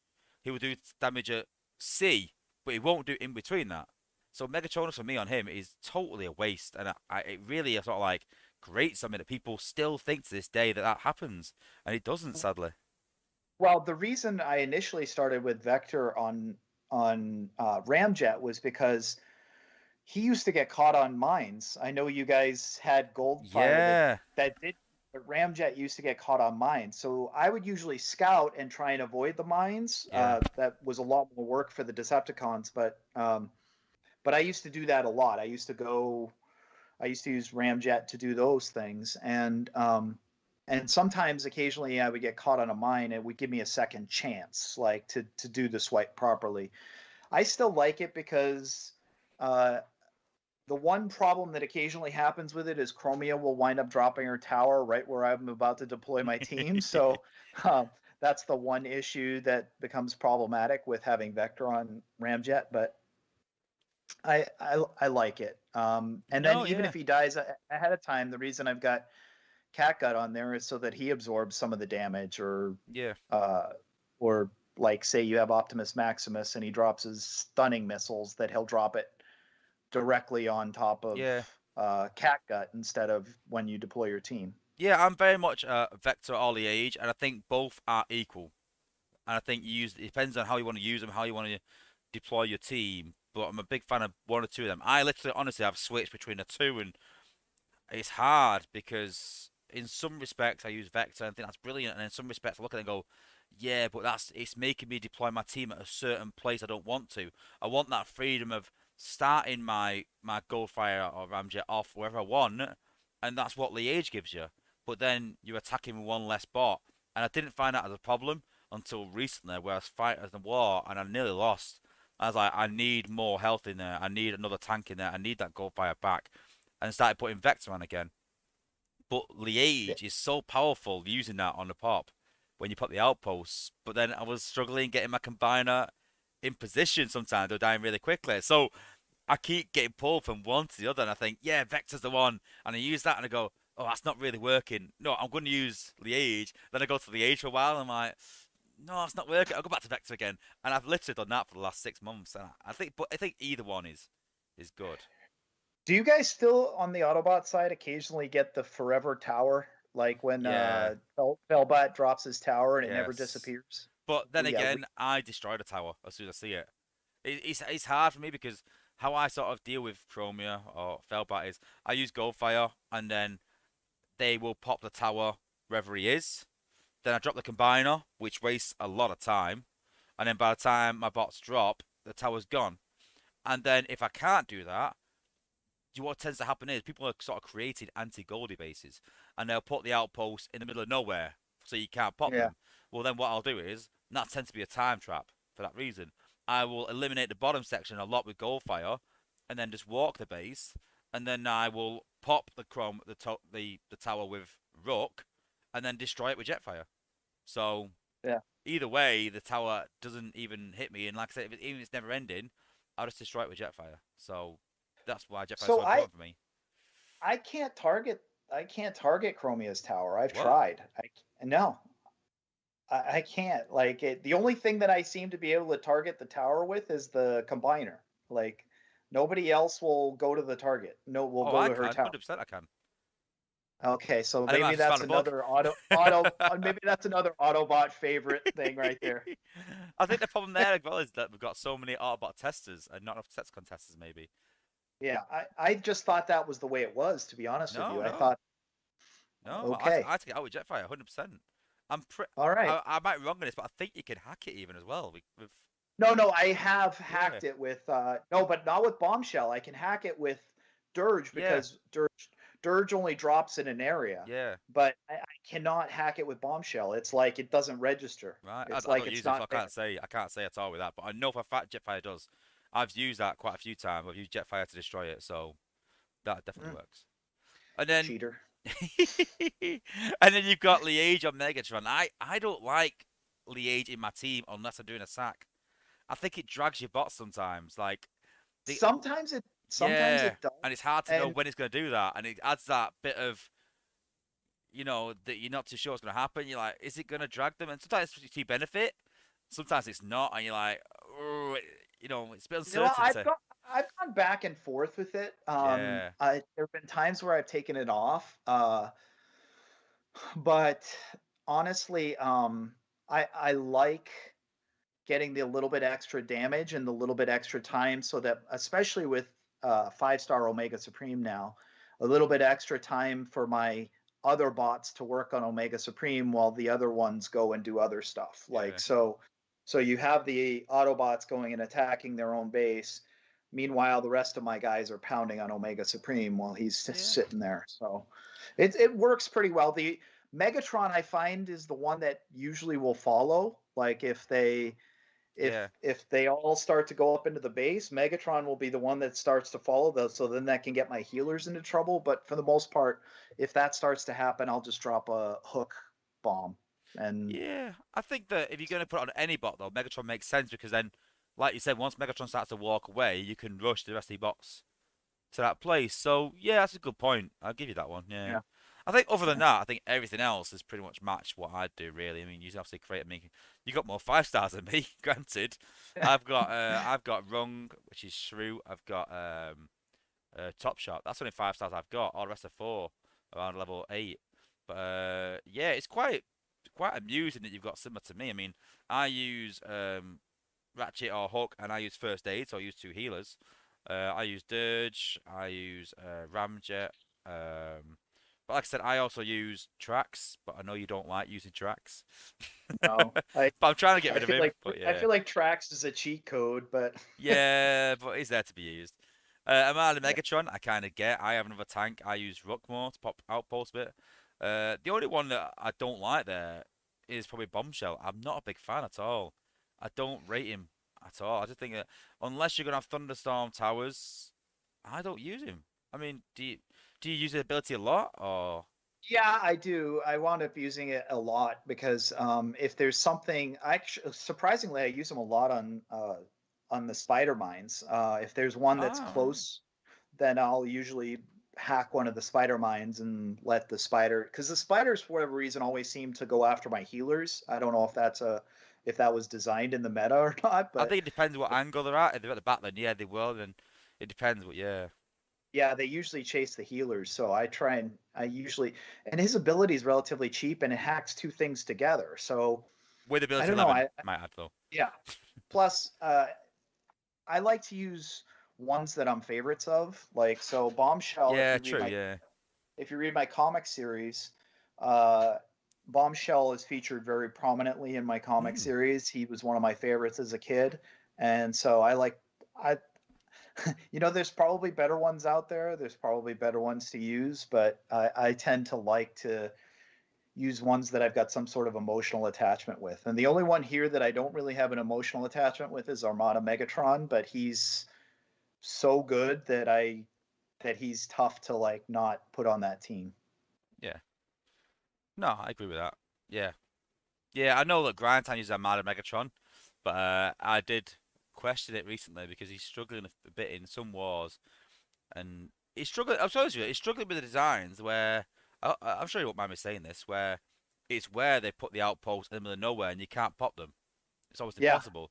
All them, that was one of the ones that I lost to this morning because yeah, I was trying to use blot, and so yeah. I'd taken Ramjet off the team and putting blot in favor of him. So Ah, I well, really the goal is to release Scrapper first, so that because he's anti-stun. So you send him out there, he pops an outpost, he absorbs Optimus Maximus's stun. I just didn't happen to see yeah, the yeah. force field disruptor, but that's why Scrapper died in my. But then you can use Blot to pop those top outposts floating That's in what I do. nowhere, Yeah. and then use your combiner, and if you have one active, and then it becomes a lot easier. But Well, I tend like to I use said, Gold Fire for the bottom section. Then the yeah, combiner, take as much of that out as I can. Then use Jetfire or Dirge to take out bits, so there's not many defenses left. Battle them, get some ability points back, let them walk. But I would take Armada Megatron out and put Rook in, and then so I've got Ramjet in. I've still got another tank in, but I use Blaster, and then use Rook to pop the outposts later, and then literally because most of the defenses are gone, you can yeah. battle them. Unless I mean it's a bit different for you because if you got Chromia in there, you can't destroy the tower where I can. So I'll just destroy the tower and then battle the because they'll use their abilities on Rook, so they're wasted. So then just battle them as normal, and it's just pretty easy. But Well, see, now I'm wondering. Now I want to ask the chat: are there any other con players out there that yeah, like it's are quite a having few. or have no? I mean, in the chat right here, are they having the same issue with the Chromia Tower, or is that just me? Yeah, let Like, us know. It's quite a few cons that what I mean. I'd say it's probably 50-50 into the cons and bots that watch the channel. But yeah, let us know, guys, because we could pass this on to Fabian. So if something's yeah, really good's come from this stream, because I didn't, like I said, I just presumed they're both equal. But Yeah, I yeah, can't target it. I cannot target I've tried multiple times. So it's like they can't. I don't know if they can't see it or what the story is. So I don't know. I can't say like I said 'cause in testing even I'm a bot, but I had to yeah, try getting a con account in testing as well to just show the combiners, but there's no way for me to do it and update it and get it in uh on the same device. It means deleting it off another device. It just causes complications. So I just went, let's just yeah, leave it in the end. But yeah, I'd like a con account. I've got a China con account, but it's not exactly the same. But I'd like a yeah. testing account as well. But yeah. So Risku's put you can target it with Predaking. Yeah, with a combiner, but can you target it with bots? Let's try and do a bit of a That's mission what I'm and saying. find I out. said you can hit it with a combiner. You can't target it with bots. Yeah, so yeah, guys, if you're playing this week, just and you find out that's the case, or either way, just tag me in Discord, guys, or throw me a PM and just let me know. We'll let Fabian know that there's a possibility of it, and then we'll try and get some more Wait, feedback from the guys. somebody's saying you can destroy it with Thundercracker. That shouldn't I happen, thought should it? Thundercracker doesn't work on things that have amp. I thought. Thundercracker's an anomaly because it works on some things, the damage does, but then not the stun with the EMP cores. So the damage still there, but the stun doesn't, and doesn't work on shock towers. But then is Chromia's shock tower really a shock tower? It's like a shock tower, but I don't know if in programming it actually is a shock tower. So I'm gonna have to test that out on my. I'm gonna test that out on my test account to see if that's the case. well, So Risku's put that he takes out Chromia's tower with Thundercracker every war. So yeah, I know. I don't know. hmm, I'm gonna try it on my test account and see if it maybe it's only works. jets then. What do you try and target it with? Because I'm trying to look there. You haven't got any jets in your team, have you? Oh, you got Dirge. But yeah, if you said it works with Dirge, but I use Jetfire, so maybe it's just jets that could No, target but it. so like for instance, I can't target it with Armada Megatron. Like if But that's it's what I mean. in the Is it only range, jets can target it? Maybe for some reason. yeah, yeah, huh, I don't know. We'll have to look into it. But yeah, let us yeah. know, guys. Please let us know, and we can pass it on to Fabian and get it fixed. Because that's definitely a bug. Because I know for a fact, 100 million% I can, and that's not lying. 100 million% you can definitely do it with Jetfire. Maybe it's just Jetfire on my part. I just know that Jetfire, 100 million% can take out a Chromia Well, shock tower. I should test it with Starscream then, like because that's the equivalent. So Yeah. maybe Starscream gets a promotion to my war team. Just for that, I won't blame you actually, because yeah, Yeah. it is Oh worthwhile because it's so overpowered, Chromia in a good way though. But we shouldn't say that yeah, word. We sort of banned that word, don't we? Because as soon as it's mentioned overpowered, the apes go right. yeah, Let's nerf that bot. Let's take it down 10 steps. And yeah. yeah, we'll talk about that in a minute at playtesting. But yeah, we've got to look at your base as well. So, so this is your base. So I wouldn't say it's familiar design. Is it unique? Have you decided you've done it yourself or design your own base or? No, I am 100% a thief, so I steal other people's designs.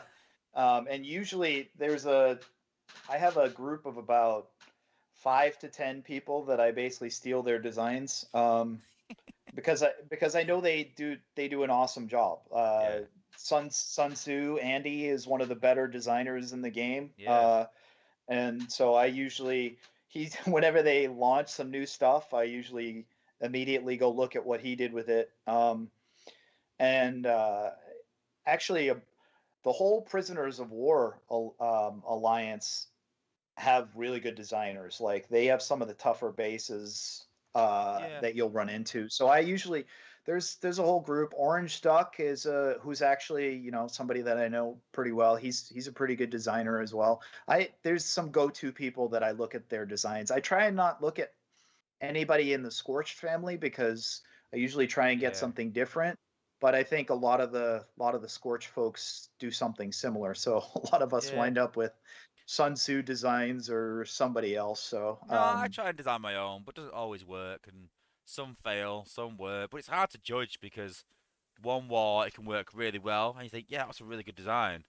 And then, I mean, I had a really good design at one point. I was like, this is a really good design. This when I was in Arc, and then someone, fully enough, in TF Legends, it was TF Cybertron Ops, attacked my base and said, look at this, and they used a Star Saber sacrifice on the HQ, which I had two.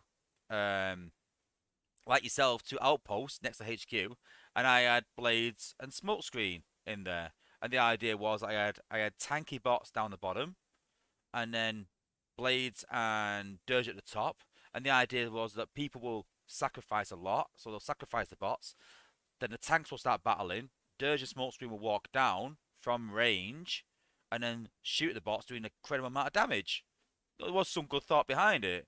But once they put Star Saber with Liege on the HQ, pop the outposts, they used the um, abilities and they popped the combiner, sent them up to the HQ, and then once the combiner was dead, Liege took effect, and I just killed my own HQ. I had Star Saber, a maxed out Dirge with a 5-star top shot, and a maxed out smokescreen with 4-star glitch, just smashing at my HQ and killed it. I was like, well, that's getting Yeah. changed. I'm not having that where one bot can take up my whole HQ. So I'm very reluctant to put those sort of bots near my HQ now without loads of defenses around it. And I've had to change it again. So, there's always going to be someone quite clever, does something to your base, and you're like, wow, Well, yeah, there's too many good players. Somebody will always find easy mode. true. So there's no way to defend against everything. You kind of have to always sacrifice something. And like we have some people in Scorched Earth, uh, Liquid Fire and Terror, who were just masters at doing cup and dead end and astro train attacks. Wow, Like yeah, they're just they and they love this new meta because most everybody has designs where it's really easy for yeah, them to just jump yeah, to the back and kill, because most people are trying to defend against the ramjet sacrifice now, or the huge dirge bomb, or like, so people are trying to defend against those things. These guys have such an easy time with some of these things, yeah. so it's I, just I'm not gonna lie though, I still get sort of shudders when people mention that. Even use the word super backdoor.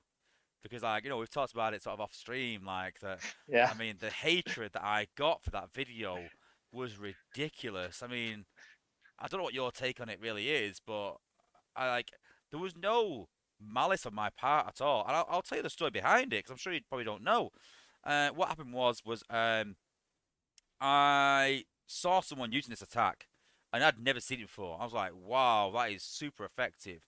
And I didn't have a high level Springer, but I had a couple at a decent level.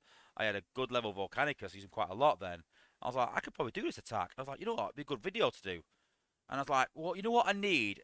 I don't want to be doing and saying, oh guys, hey guys, I'm going to show you this attack. This is the Cup Springer and Volcanicus attack with. Do you know what I mean? I thought, right, I need to simplify this and give it a name. And at the time, my kid was getting really good at football, and there is a football move called Hocus Pocus. That's what it's called. It's like a skill.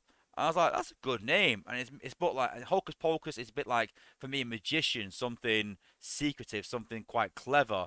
And I was like, that sort of suits it because it is quite clever the way you do it, and it is quite magical in the sense of that you're skipping half the base. I was like, right, I'm gonna call it that. That was literally the only thought I put in, and I made this video, and it was all Scorch guys, and they were just like, "You stole that off? Is it Lith? I think she's Yeah, called. yeah, You stole that yeah. off Lith." I was like, "Who? You stole that?" I was like, "What do you mean I stole it?" I was like, "I haven't stolen anything. It's an attack." Yeah, you need to change the name. I was like, "What do you mean change? I don't even know what it's called." They were like, "It's called Sweeper Back Door." I was like, well, "Who called it that?" I was like, "How do you know someone wasn't calling it something for that?" I was like, "Listen, it's no big deal, but." I've not stolen it. It's an attack in the game. If I called a walk something else, does that mean I've got to then? Do you know what I mean? But then people were saying like you need to apologize on stream and make a public apology and like do another video apologizing for that video. I was like, I'm not gonna do a video. Listen, I'm sorry if I've caused anyone offense, but I'm not gonna do another video just apologize for something that had no intent at all. And literally, I had Scorch guys threatening me, literally threatening me, saying like, we're going to like destroy your channel, and there's gonna be people like watch your back and all. I'm like, what the hell is going on?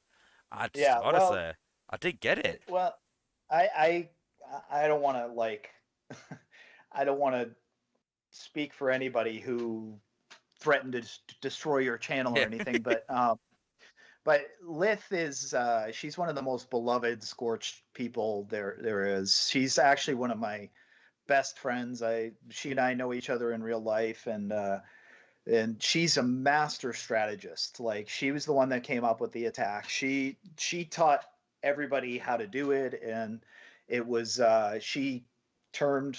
I think she was the one that originated with calling it sweepy backdoor, um, and so I think it was a lot of probably reaction to defend her honor, so to speak, Yeah, for lack of a better term. I'm not defending it at all, but you know it. Then you had other there were other alliances that were purposely calling it something else when they saw that Scorched was like tweaked about it. So yeah, they were purposely calling it something else to tweak. And then so it would wind up being it wound up being way too much drama. yeah. I agree with that. But she, like I said, she's a beloved Scorched person. She was in leadership for a long time, and she's one of the best human beings you'll ever meet in your life. Also, so she's giving, she's loving, she's caring, and she's always there to help anybody at any moment. So I think that Yeah. was probably part of where that was coming from. Yeah, I kind of get it. Like I said, and at first it was more like a, like may have done someone an injustice. But like I said, when it got to that level that people were commenting on my Reddit posts, my videos, Discord, if I even came in Discord, and I honestly just I alienated myself from everything. I left Reddit. I don't use Reddit to this day for that same reason. I left Reddit. I stopped going in Discord at all, and sort of became a sort of recluse from it. Like honestly, like it affected me that much because and we've talked about. I don't want to mention the name. We've talked about it before, and there was two particular Scorch members that sort of like really sort of like center was the instigators.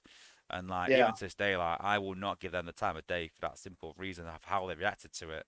But and I'll be honest with you, for a long while I tied every single Scorch member with the same brush. That I was like, I hate Scorched with a passion, and at any opportunity I could, I used to make memes about them. At any opportunity I could, and that was it. And then I think the first instance was when I started to get to know Trios, who's a great guy, and we talked a lot. And I know him, I wouldn't say personally, but we talked about why he's even quit the game even, and I've talked to him since then and things like that, which is a bit of a shame. And then like I said, and even then I thought, like, you're probably the only guy in Scorch that's actually decent.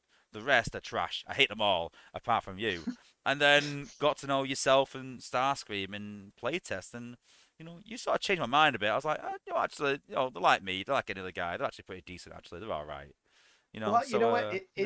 It's easy to dislike the unknown. I think like it's yeah. easy to, it's funny because a lot of people don't see eye to eye with Spar as well, and I know. I know. I had the idea of Spar and what Spar was and what Spar meant like before, and then he and I started chatting personally, and when my mom passed away in November of last year, Spar reached out to me personally and just told me, hey, you know eh, so I mean, like, it's easy to paint somebody with a broad brush when you don't know them, True. and it's easy to put them in a box and say, oh, they're just one of those blank people or whatever. But Yeah. once I think humanity would be, we're humanity would be a lot better off if we took the time to actually talk and converse and get to know each other. Part of the problem with the way things have been, and even COVID nowadays, is the only interaction we've had with people have been through devices and have been Yeah. online and in other ways. But sitting down and having a beer with somebody and getting to know their life and getting to know what they're about is, so much more important, I think, than painting somebody with a broad brush without really knowing who they are. Yeah, I feel the same about Spa. I don't like I said, like I wouldn't be friends with him for 9 years if I didn't like the guy. And he's Yeah. helped me a lot, and I've seen what he's done for people, and people don't see this. And I do see this the other side of it. And sometimes when he was in I mean, he's not in. I'm not sure if he's quit the play test or he's just being a bit quiet in there. I don't understand the reasons, but sometimes like he'd be saying some things, and I'd be like, oh no, and I agree with what he was saying, but then he does get, that sort of frustration. And even play. I mean, I do as well. I can't comment on anything. I mean, you've seen what I get like sometimes in that playtest chat. I get really frustrated, and it comes from a good place though. And I know that with Spa that and I keep saying it, and I'm sure you'll agree. I don't think you can not that. A lot of the top guys look out for the little guys so much in that playtest and think about them so much and trying to help them in if it's catch-up mechanics or improving rewards at lower levels. I mean, this week we were talking about war rewards at lower levels, right or wrong? Yeah, Yeah. yeah. So we No, do that no. so I mean, much. I've been telling them that they should increase war rewards across the board, and I'm not just talking about Prime League. I'm saying Yeah. every league. I can't even. So I mean, I view it from being in Prime League all the time, but so uh, you get 30,000 spark for a war win on a regular week. That feels like nothing right now. It feels like nothing for 24 hours. I can't imagine what it must feel like for somebody in Gold League, or Yeah.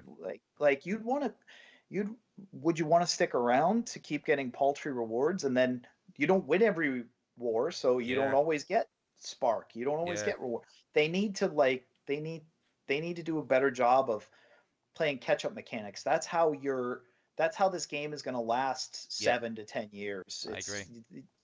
I mean, you're not going to survive by only placating the top people right now. You're just not, Yeah. because I've seen enough people retire and enough people leave that it's not going to continue forever.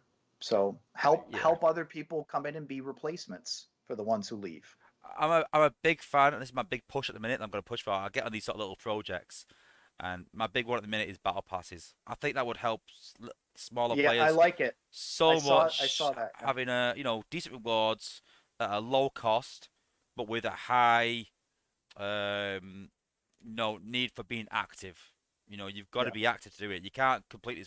It's not one of these things where you go, all right, buy for $20, done. I've got this. It's buy for $20, but I'm gonna have to grind this week to get those rewards, but they're worth it. And I think there's a lack of that in the game Yeah. of a low cost with a high grind to get something.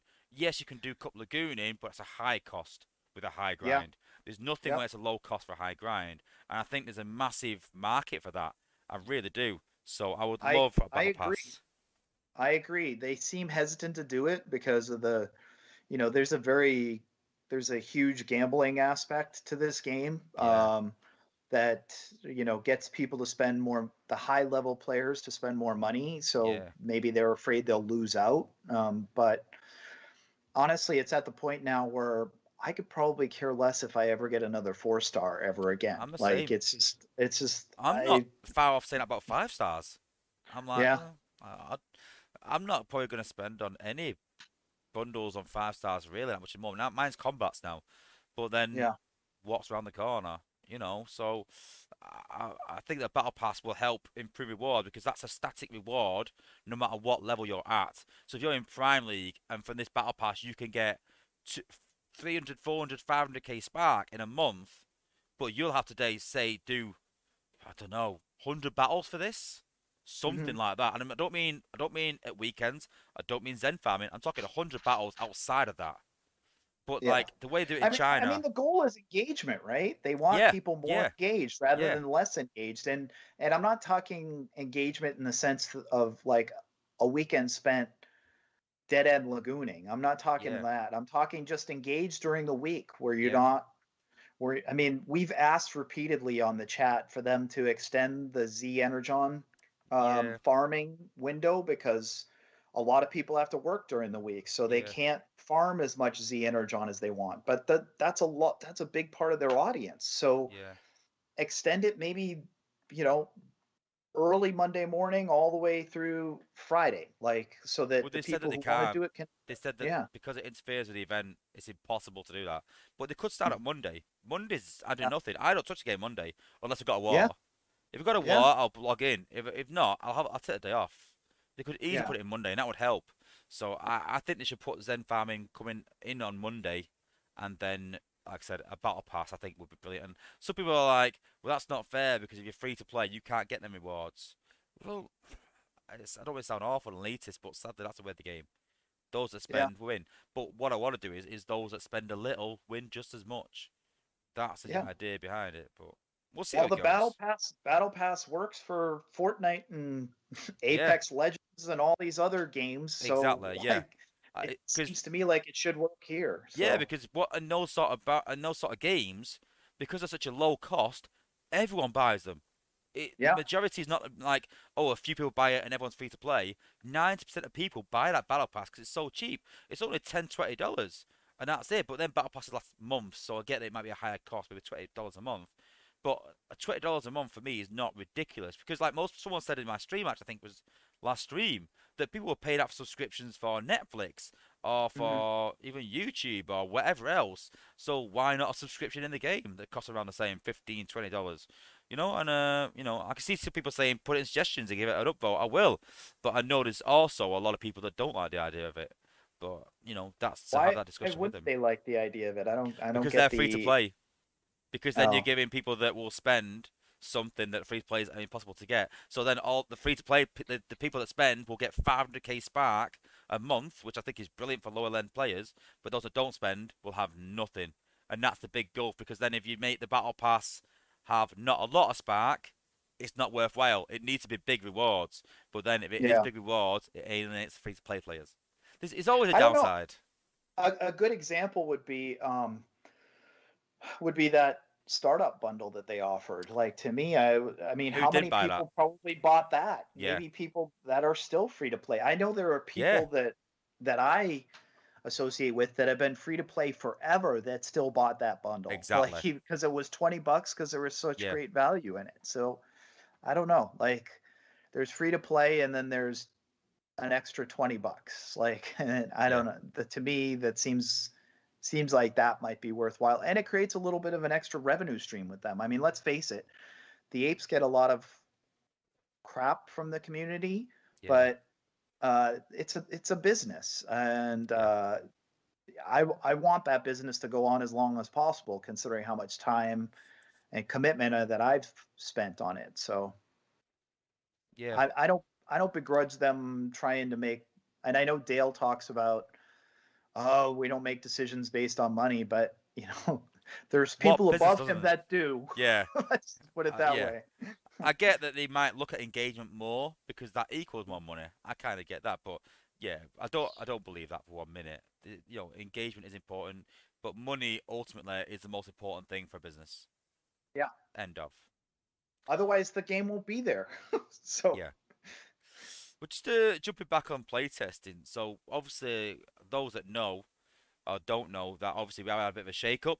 Some people are going to be leaving playtesting soon. We're getting a new batch of people in. So, I mean, we talked earlier about having people at certain levels do certain things. Would you restrict them? Do you think the process works the way it is? Is there bots you think have been successful? Bots that we should have done more with? So, where do you stand on that? I think the playtest, well, you and I talked a little bit before we got on, but I Yeah. think the big problem with playtest right now is there's not enough Fabian to go around. Yeah. um, Yeah.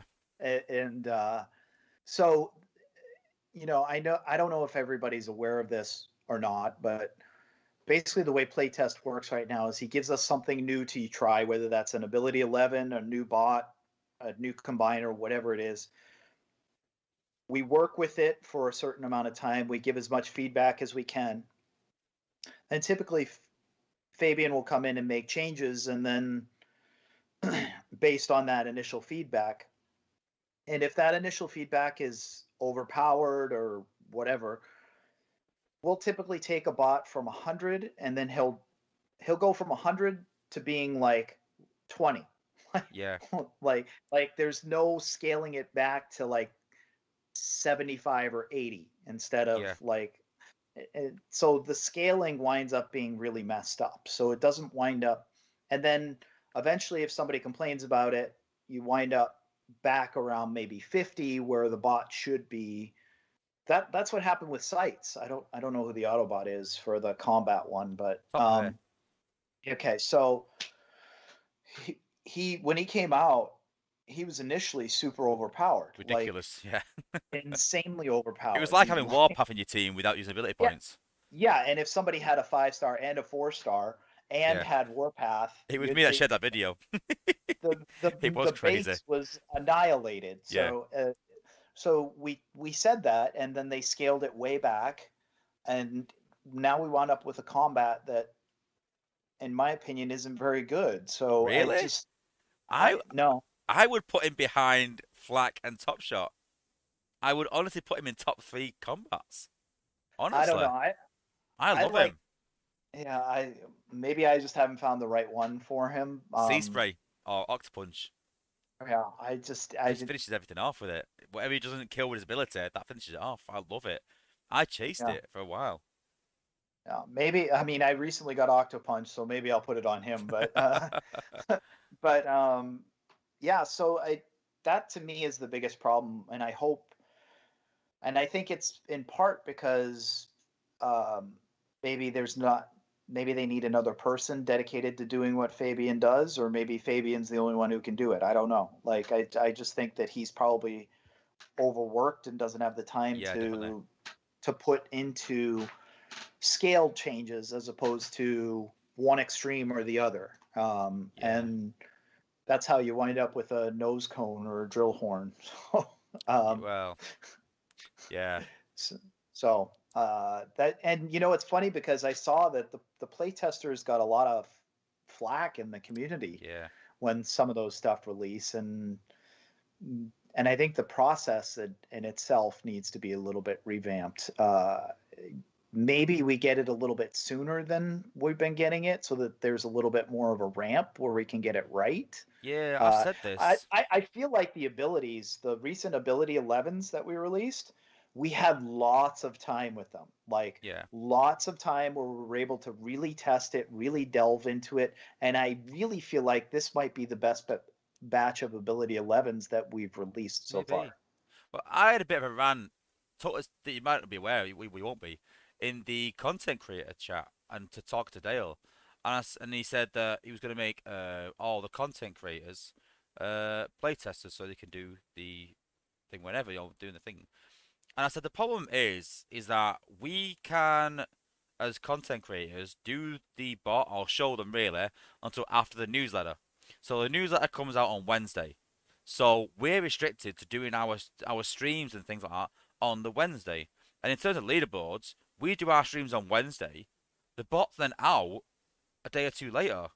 And people can watch our streams and go, oh, I'm going to go and chase that bot because Wozza said it's good.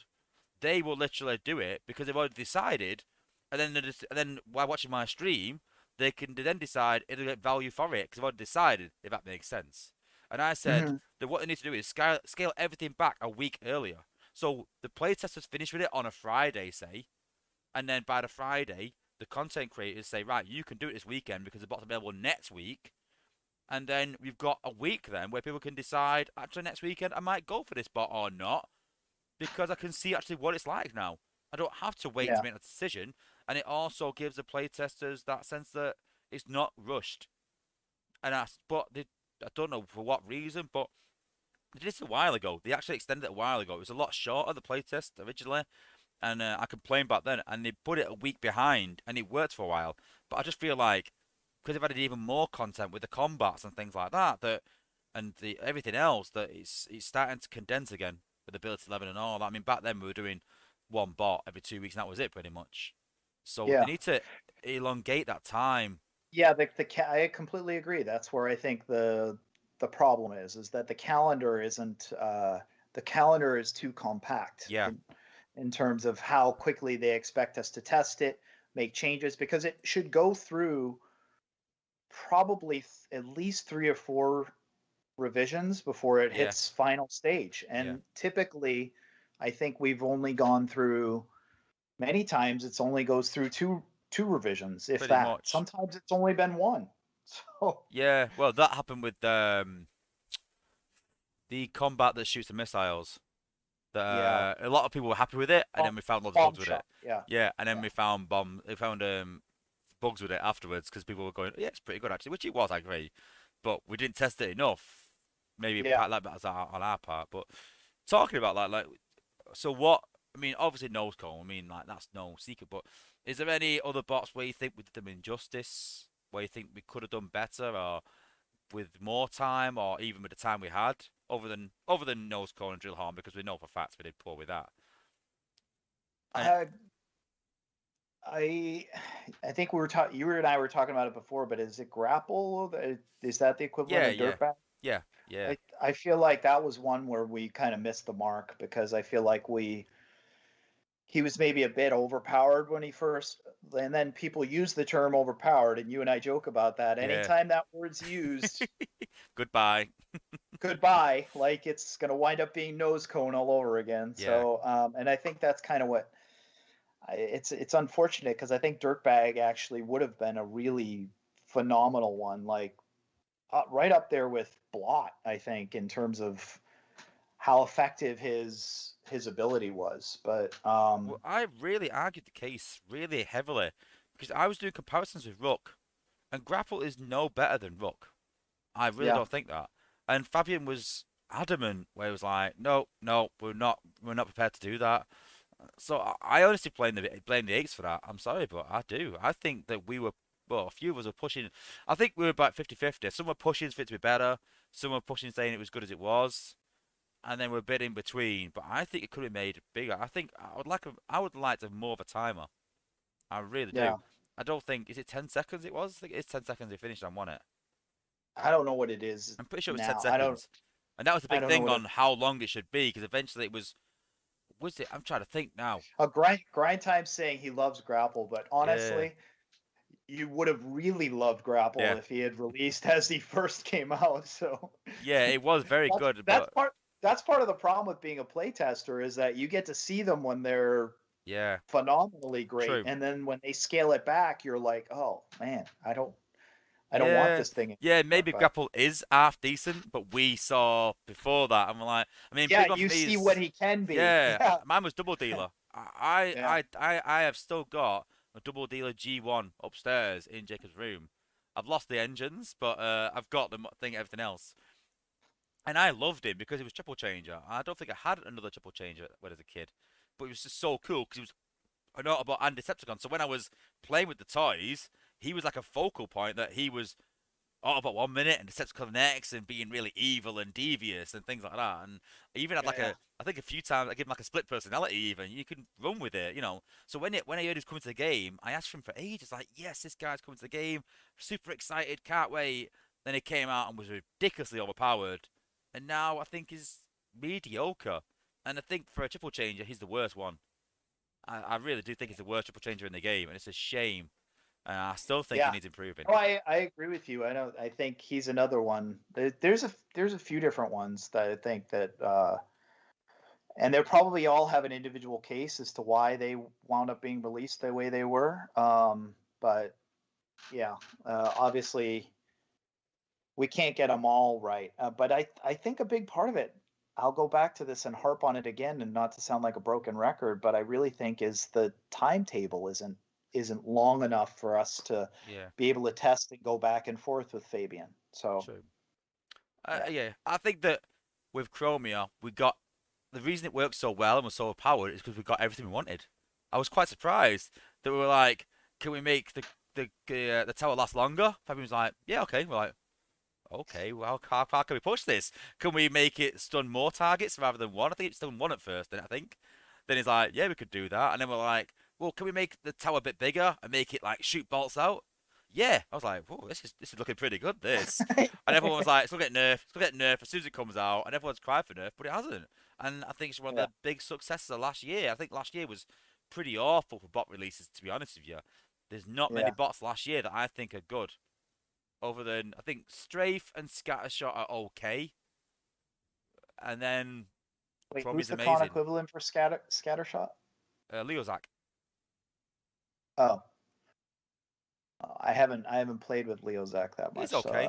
He's nothing special. He's okay, oh. like I said. And then Strafe or Oh, I know Thrust. I know who Thrust, Strafe yeah, is. Trust, yeah. because that's who I voted for That's why I Five pointed Star to the Bat. screen to you. I was like, you'll know, yeah. Yeah, Yeah, he's okay. I don't think he's amazing, but I think he's pretty good, but nothing ridiculous. Then Six Gun, who's the con equivalent of Six Gun? that's trigger happy, right? Yes, I thought he was okay. Yeah. I thought he was pretty good, but I think that Trigger Chromia, happy's really good. He's a little dramatic in how he does his ability. It takes a little long. yeah, He sort of but sits there and again, stretches out and is but you know all what? like, Again, "Rah!" I He like does it. that because it's a downside to him. He hasn't got Yeah, many, and I like that. Like I said, every bot should have a bit of a downside where you're like, you know what? He's good. but, and there should Yeah. always be a but with it. Like I said, even with Dirge and I mean Blades, that it lacks a bit of health, but then a lot of bots are like that. That's not like just him. I wouldn't be. I'd be fine with reducing his health even further, even just to give him that but. I think Yeah. every bot should have that but. And I think that some lack it, and that's a problem, really. But you know, that's where I'd like to go with future bots, where Yeah. they're great on 90% of things, but there's always that but. And I think we did a good job with Snapdragon, really, for that reason, that he's got a but, that his health's awful. Hey, I just so not to interrupt you, but I No, it's just wanted fine. to say thank you to Brian Pusher. That's a really nice comment about my Galaxy's issues. I'm glad you enjoyed him. Yeah, and I just want to say again that I recommend everyone to listen, go out and purchase it. But if you're not going to purchase it, at least go and read it because even I was like quite surprised. And I'm not nothing on you, but like I said, from someone who doesn't read comics, I was like, I thought I'll read the first one, and I'll get a backstory. And I was like, no, I'm going to read the second one. Then read the second one, the third one, the fourth one. I was like, where's the fifth one? And then you said there's no fifth one. I was like, what? You know what I mean? And that for me, I was like, right, yeah, he's done a good job there because if I'm saying where's the fifth one and eager for more, then yeah, you've done a good job there. So yeah, well done. Thank you. Thank you. Um, so we've got a few questions, and then I want to end on a few. I'm going to put you in a bit of a predicament and put you on the spot in a minute. Uh-oh. But Okay. a few more questions, and then so we've got one from Goose, who's obviously asked, "How does it feel to be universally loved for the free 5-star?"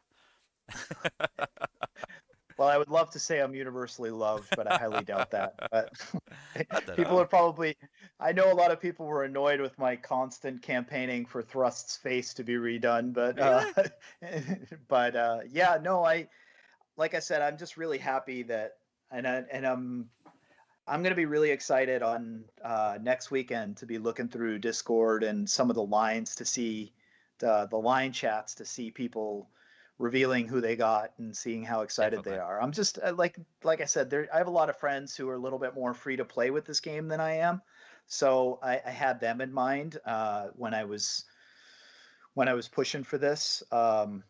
Because honestly, and just going to sound selfish, I want people more engaged with the game so that it lasts longer for myself. Like, so it wasn't a purely altruistic thing. It was like I Yeah. want I want the health of this game to be around for a very long time because it scratches my nostalgic itch and to see a bunch of my friends get some new 5 stars that maybe they're inspired to power level and spend more time with the game with, then it's great for everybody. And I'm going to be True.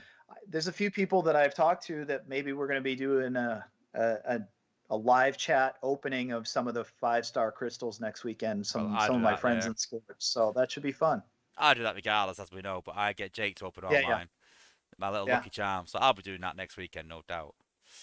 Just switch back a minute for to finish off.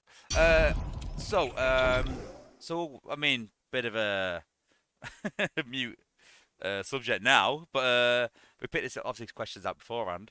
But what 5-star do you want for the anniversary event? Out the two. Well, I've only got two to get, so it would be the reflector or blast off. But I would probably want reflector. Even Uh, though for Blastoff might be able to target Chromia Shock Towers there. Mind you, well, you've got Starscream, I've got so 5C star scream. So the one bonus is that I think Giannis made some sort of analogy to possibly there being more 5-star combiners coming down the road. So maybe oh having well. 5-star blast off wouldn't be a bad thing to have, so that I could get But 5-star Bruticus. I don't think they'll make those 5-star combiners. I think they'll bring out more like a Mega Supreme where you need parts. I think they may eventually bring out Scorponok and Optimus Maximus as combiners you can use, but they will be available as parts, like a Mega Supreme. That's where I think it'll go. They won't make the old Ugh. ones 5 stars. They'll bring new ones out as 5 stars because I think they'll make just as much And money doing that. you're ruining my 5-star dream of having 5-star Devastator. I'm sorry. I just think that trying like how many people really in the game will collect all of the Devastator bots as 5 stars? 50 people maybe? Maybe Yeah, less? that's well, they could always find some other excuse as to how to give it to you. They could have a part for True. it. Maybe Devastator's gone, or I don't know. Like Take if you've got the or 4-star and you got a part to make it a 5-star, I'd be a fan of that. I would. I Not a I fan wouldn't of doubt if you've that's got to what they collect the do. 5-star bots. If they do that, I'm not a fan of that. It's far too out of reach. The cost involved to get one 5-star is that much ridiculous that to chase those five. I mean, oh my days. I mean, like looking at. I mean, I'm trying to think of which combiner we've got the most of. I mean, probably Volcanicus. But you've got to go one batch for obviously one batch for Grimlock. I'd have to do 5 pulls for that. I'd have to do maybe 2 pulls for Swoop. I'd have to do 5 for Snarl. I've got Sludge. Do you know what I mean? It's just you're talking like you'd Yeah, have to it's a chase lot. 10 5-stars to get it. That's for one Yeah. combiner. So it'd have Yeah, to be a especially part. for somebody like Devastator that I think only has 3 5 stars already out for him. So Yeah. So the that's a amount of time it's long that's gonna. a long way to go. Yeah, exactly. It's a long, long, long way off. Where a part they could release a part next week. Yeah, So maybe that's a big thing they're going to announce this week. maybe. Who's to know? That is something that has been talked about for a while, but it's got to be done the right way. But that's yeah, who knows? Uh, the next that was from Shockwave SG, by the way. So make sure you hit me up on Discord to get your Sunstreaker Wozza Stash Crystal. Then we've got a question from Bruticus, who's in my server quite prevalently. What advice would you give to new players just starting the game? You know, if I could go back in time, I wouldn't have spent so much spark on my 2 stars and my 3 stars. I Oh would have yeah, everyone says that. a Yeah, I would have a lot of spark right now. I really wish that not to derail this, but I really wish that Space Ape would give you a one-time ability to get some spark back from some of the stuff that you spent in the yeah, early parts of the game. I've got so many ones that are like ability 7 and 8 that I would love to just have that spark so that I yeah. could spend it now. But no, just starting out, that would probably be my one thing. Don't spend the spark too quickly because it's a valuable asset to have, especially as you get better and better bots. No, it's a good answer. Yeah, I'd agree with that. I do agree with that. So yeah. And then we've got 510, who's put, what's the one bot you'd like SpaceX to release that isn't in the game yet? I already answered this. I think I would be probably Runabout. He's the Yeah, I you and I talked about this I think off camera, but they've pretty much released almost all of the at least most of the G1 faithful ones at this point, yeah, and we've had Run Amok for what is it? It's been at least a year and a half at this point, right? It's been a long time. even longer. Like Yeah, whenever because Red Alert's the one that you guys have, right? yeah, Red Alert yeah, is equivalent. Yeah, so yeah, I would definitely be Runabout because when I used to play with the Transformers as a kid, my Blitzwing is one of my all-time favorite toys because he was so easy to transform. I used to love to play with him because you could so easily transform him from plane to tank to robot that uh, the flow of play, for lack of a better description of it, when you're playing with you're playing toys with your brother and you're on the floor, you don't have to say, "Hey, hold on," and then 20 minutes later you're still transforming somebody. So I think that that's been some of the toys now are unbelievable. They're great, they're fantastic, but they're not easy to transform. yeah, definitely So not. it's clearly these are being made for adult people, like us who haven't grown up, but because you're not sitting on the floor and playing with them like we did when we were kids. But I think they should make them easier. That's one of the reasons I loved Runabout and Run Amok when I was a kid because you could just pull them back and Yeah, they would auto transform for you, and so it was super fun to play with those types of things. And like I said, Blitzwing, Astro Train were super fun because they were easy to transform. Even the original Seekers, even though they kind of look yeah, I was gonna terrible, mention them. they were Yeah. very easy to transform. So Well, I was gonna say like I'm not always surprised if we see lights of Acid Storm, and is yeah, it Sunstorm as well? I think. Yeah. So yeah, I think we'll see them eventually. They can't not, 'cause like you said, run out of cons quite quickly. Surprised they yeah. haven't come They sooner, have to be honest. they have to bring in the Rainmakers, I think. I think they can start doing Cybertron bots more after Beast Wars. A lot of Beast Wars bots that have not been done. But you know, Yeah, they can do Cybertron Wheeljack on our side and Cybertron Bumblebee. Why not? You know, just need to yeah. do it right. And even Shattered Glass, even they can start doing that. People said it could be Yeah, confusing, I but guarantee you Shatter Glass is coming. It'll yeah, be interesting to hear how, because that's one thing that people have been asking for a long time was is Shattered maybe, Glass. maybe it's that. Um, uh, it'd be interesting to see though, what do they give the Autobot players, Megatron, and some of the Yeah, characters, because you guys are fundamentally good and they give us all the Autobots technically. I don't know how they work the Shattered yeah. Would Glass thing. you get Optimus Prime and we get Megatron, but they'd have to do a different ability. They can't do the same But no, ability again. I want I want the Megatron one. Like I'm a Megatron guy. So Doesn't work like that. No, it sets yeah. in Shattered Glass. Optimus Prime is a con, so you get Optimus Prime. Hey, so Soundwave just asked in the chat. He said, "Have you seen the self-transforming Optimus Prime?" Yes, I have, and yes, it's awesome, and yes, it annoys me that they say convert rather than transform. So Yeah, I would yeah. buy one if they come out with Megatron very quickly. I want all Autobots to transform like that.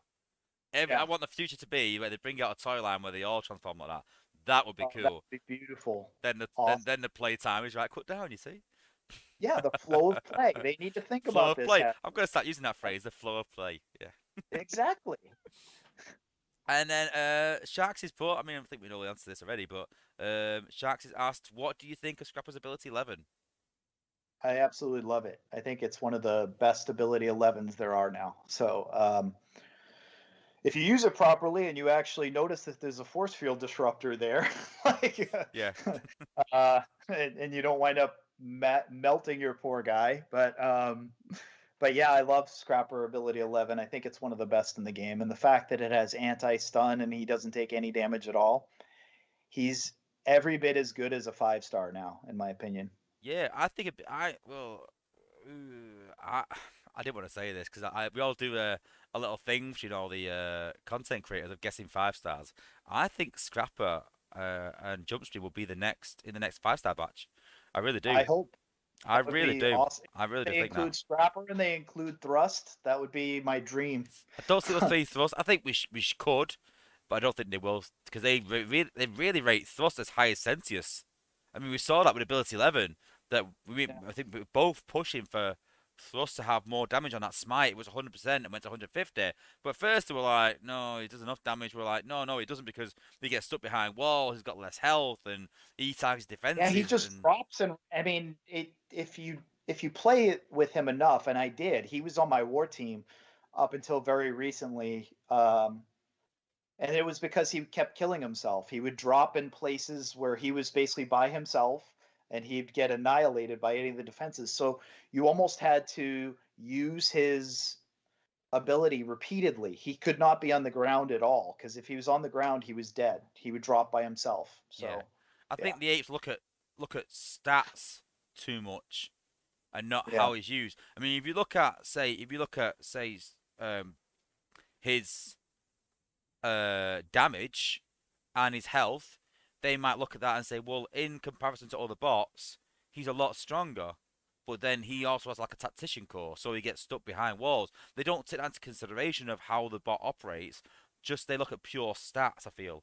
And that's where yeah, it lets some of the bots down, where you go, okay, yeah, I can see where you're going with this, but he has a major flaw compared to Sentius in terms of health and getting stuck behind walls, which is quite huge compared to yeah. Sentius. Doesn't Sentius he regenerates his own health, doesn't he, when No, he has a he's shield. attacking? No.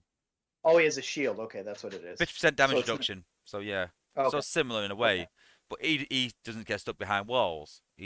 yeah. Stays behind the walls and targets anything He can basically. he can target things over the walls too. Yeah, Yeah, exactly. So, Strafe and Thrust have major failings that they don't take into consideration. I think that's a part of the problem.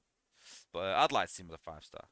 Silverboat just had a great typo. He said, "Give me my 5-star flying dentist," and Flying I think he meant dentist. Sentius. I, I want a 5-star flying dentist too. I'm gonna start calling him that. I'm gonna start calling him Flying Dentist. That is awesome. The thing is, though, only we'll know in playtest when we go Flying Dentist.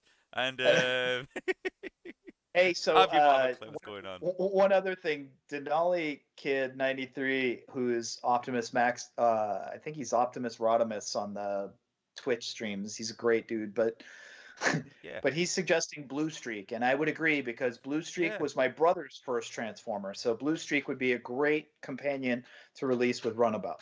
So And we should long do it. overdue as well. So Yeah. yeah, definitely. Yes. And the last question is from I Am Brew, and they've asked if you could create a new bot for the game, what class and what ability would you give it? So Uh, let's say Runabout. Let's say Runabout. So what class would you make him, and what ability would you give him? so he's a twin of Runamuck. Runamuck, and Yeah. Runamuck's a warrior, right? Or special. I think he's is he? I don't know. I can. Have I got the game up still?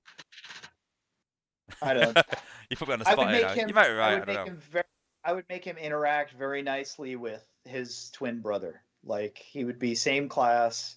He would be because they were supposed to be very similar. So the only difference in them was their paint color. So I would make him very similar to what his brother does, but maybe something that that works nicely together with them because you'd naturally want them on the same team because they're See because they're that they're twins. that works quite well as well because of Red Alert and Blue Streak quite similar as well.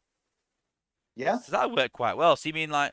Do you mean like that? Ooh, I'm going with this now. So do you think like a triple changer where the abilities combine together? Oh, that would be fantastic.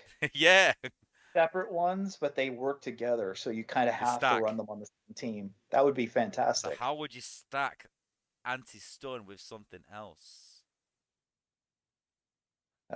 That's Uh, one to think about. We'll think about that one and suggest it to Fabian.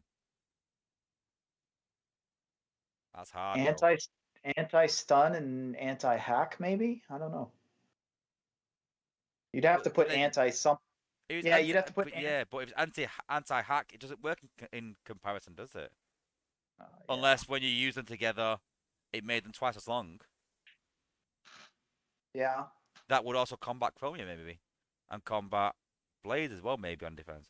I don't Maybe if know. we could actually, maybe if we could actually target the tower, that would be great. That's what it does. It makes you be able to target the tower. That's his ability. Yeah, the Decepticons actually get somebody who can target the tower. I'll suggest that one to Fabian. Oh, hang on, my game's just turned up, so hang on, let's have a look. Red alert, red alert, red alert. Special.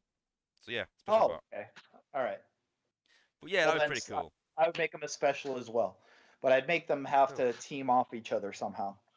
That's cool. That's I cool. mean, let's face it. There's no other twins in the game besides Sentius Magnus and Sentius Malice, and those were created by Space Ape. So let's Yeah. have something similar with I'd these like to two. see Wingspan and Pounce as well. So bots Yeah. like that, and Hot Link, and what's the one as well? Ooh, anti-stun and deflect damage. That'd be kind of cool. I'd have to see it in action and see how it Yeah. works, and then make that adjustment like I would do in playtests and then go yes or no. Or I'd like it to stack though. That'd be really interesting where they Yeah. both stack together. But any twins like that, even with like I said, Wingspan and Pounce, even make their stack and have. I'm sure there's other Autobot ones that are twins as well. Cloud Raker and what's the one? There's two twins You're as well. asking you're asking Autobots. I don't. Yeah, but I know some of the con ones, so you should have some of the other ones. You might as well be speaking a different language right I now. love how even I know some of the con ones, and you're like, nope, if they're not con, they don't exist to me. That's it. Like Optimus Prime, who? Optimus who? Never heard of him. Well, it's funny because recently, one of my buddies, he runs a Transformers website, and he was doing a list of the all-time 100 best Transformers or the most popular, and he asked me for my list, and I literally I only came up with 75, because he said you could do anywhere between 50 and 100. They'll just be stacked and calculated into it, and I literally only included one Autobot on the list, and that one Wow, Autobot was Jazz because he was cool. he was cool. He was very Yeah, cool as a kid. Yeah, I wanted just as a kid. Didn't get him, so I bought him as an adult. my, my favorite dog in my life was named Jazz. So yeah, You that's named it after an Autobot. I'm surprised. yeah, it's my brother who All talked us right. into naming. I love how I bet your brother only knows would only name Autobots and doesn't not name not name any cons at all. I love Yeah. how it's like both sides. I love it. But Uh, yeah. but yeah, we just got one final question. Where I'm gonna put you on the spot, Oh. and it's not a hard one though. But so, who do you not who would you like? Who do you think will be in the next 5-star batch eventually? Let's go out on a limb, and I can put this into the video then and see if you get your prediction right. So obviously not who you Okay. like, because you can put, oh yeah, 5-star Defosaurus, who we don't think we're gonna see, but maybe we will. I don't know. But who would I you don't think we're gonna see him think? until 18's out. Well, And December 18, maybe yeah. January. But yeah, who do you think then? To put you on the spot. Hmm. Um. I would say. Oh, you know who's just quickly. You know who else is missing is the deluxe Insecticons. So that's missing from the Decepticon side, like Chop Shop and Oh yes. those guys. Anyway, the next 5 stars. Um,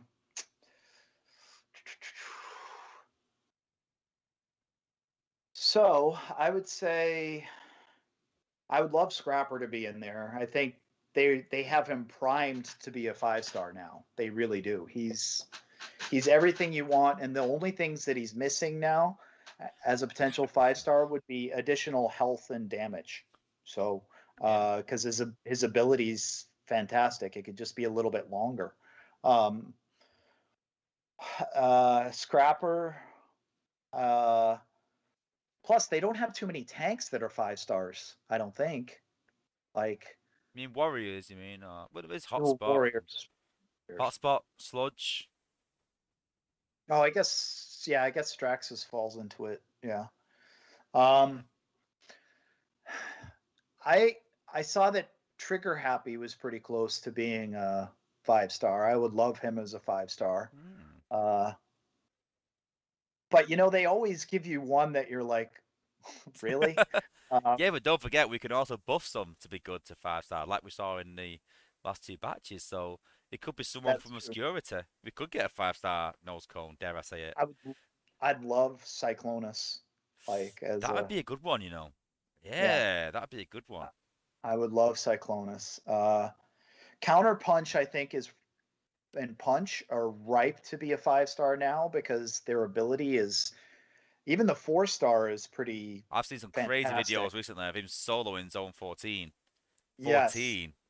yes. Crazy. I mean, Well, certain designs, but he seems to stay invisible for longer than advertised, but hey, I don't know if that's a bug or not. I won't But say anything if you don't. yeah, nobody from Apes are watching this anyway. So wait, so I gave you Scrapper, Cyclonus, Counter Punch. Who's the other one? Oh, Trigger Happy, and God, I wish I had the list in front of me.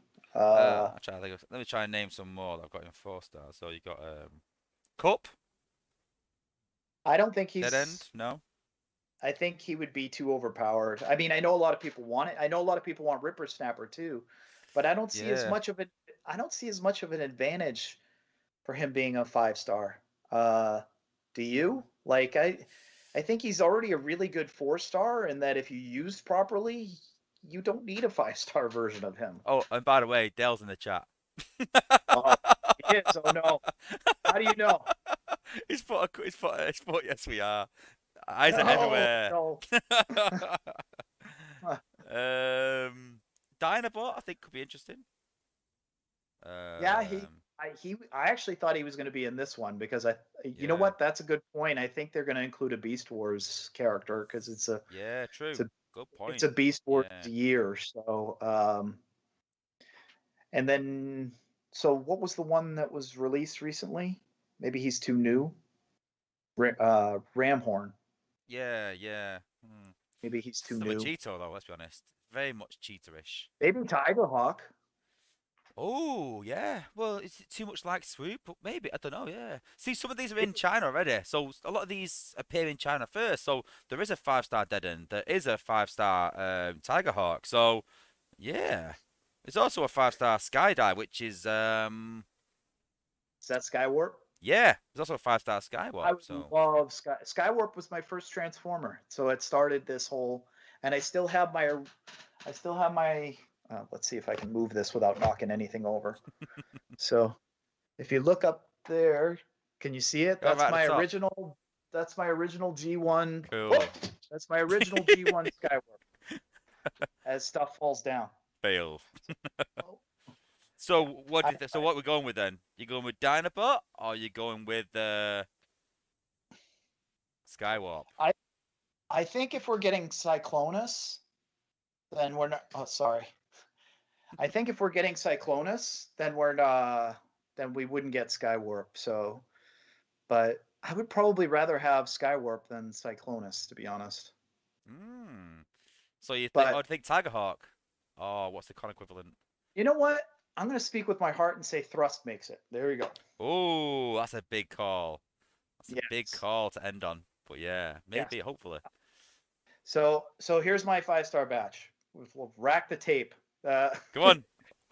Scrapper, Thrust, Tiger Hawk, because I think they need. Oh no, because Dinobot's a tank, right? He's a warrior. Yeah. Yeah, yeah. So, do you think they do 2 tanks? Well, there's 2 in this batch. You've got Rook and Impactor, really. Well, it's special, but these like special. Then there was Armada and Rhinox, which could, kind of Okay. tankish. But hey, it's Okay, your batch.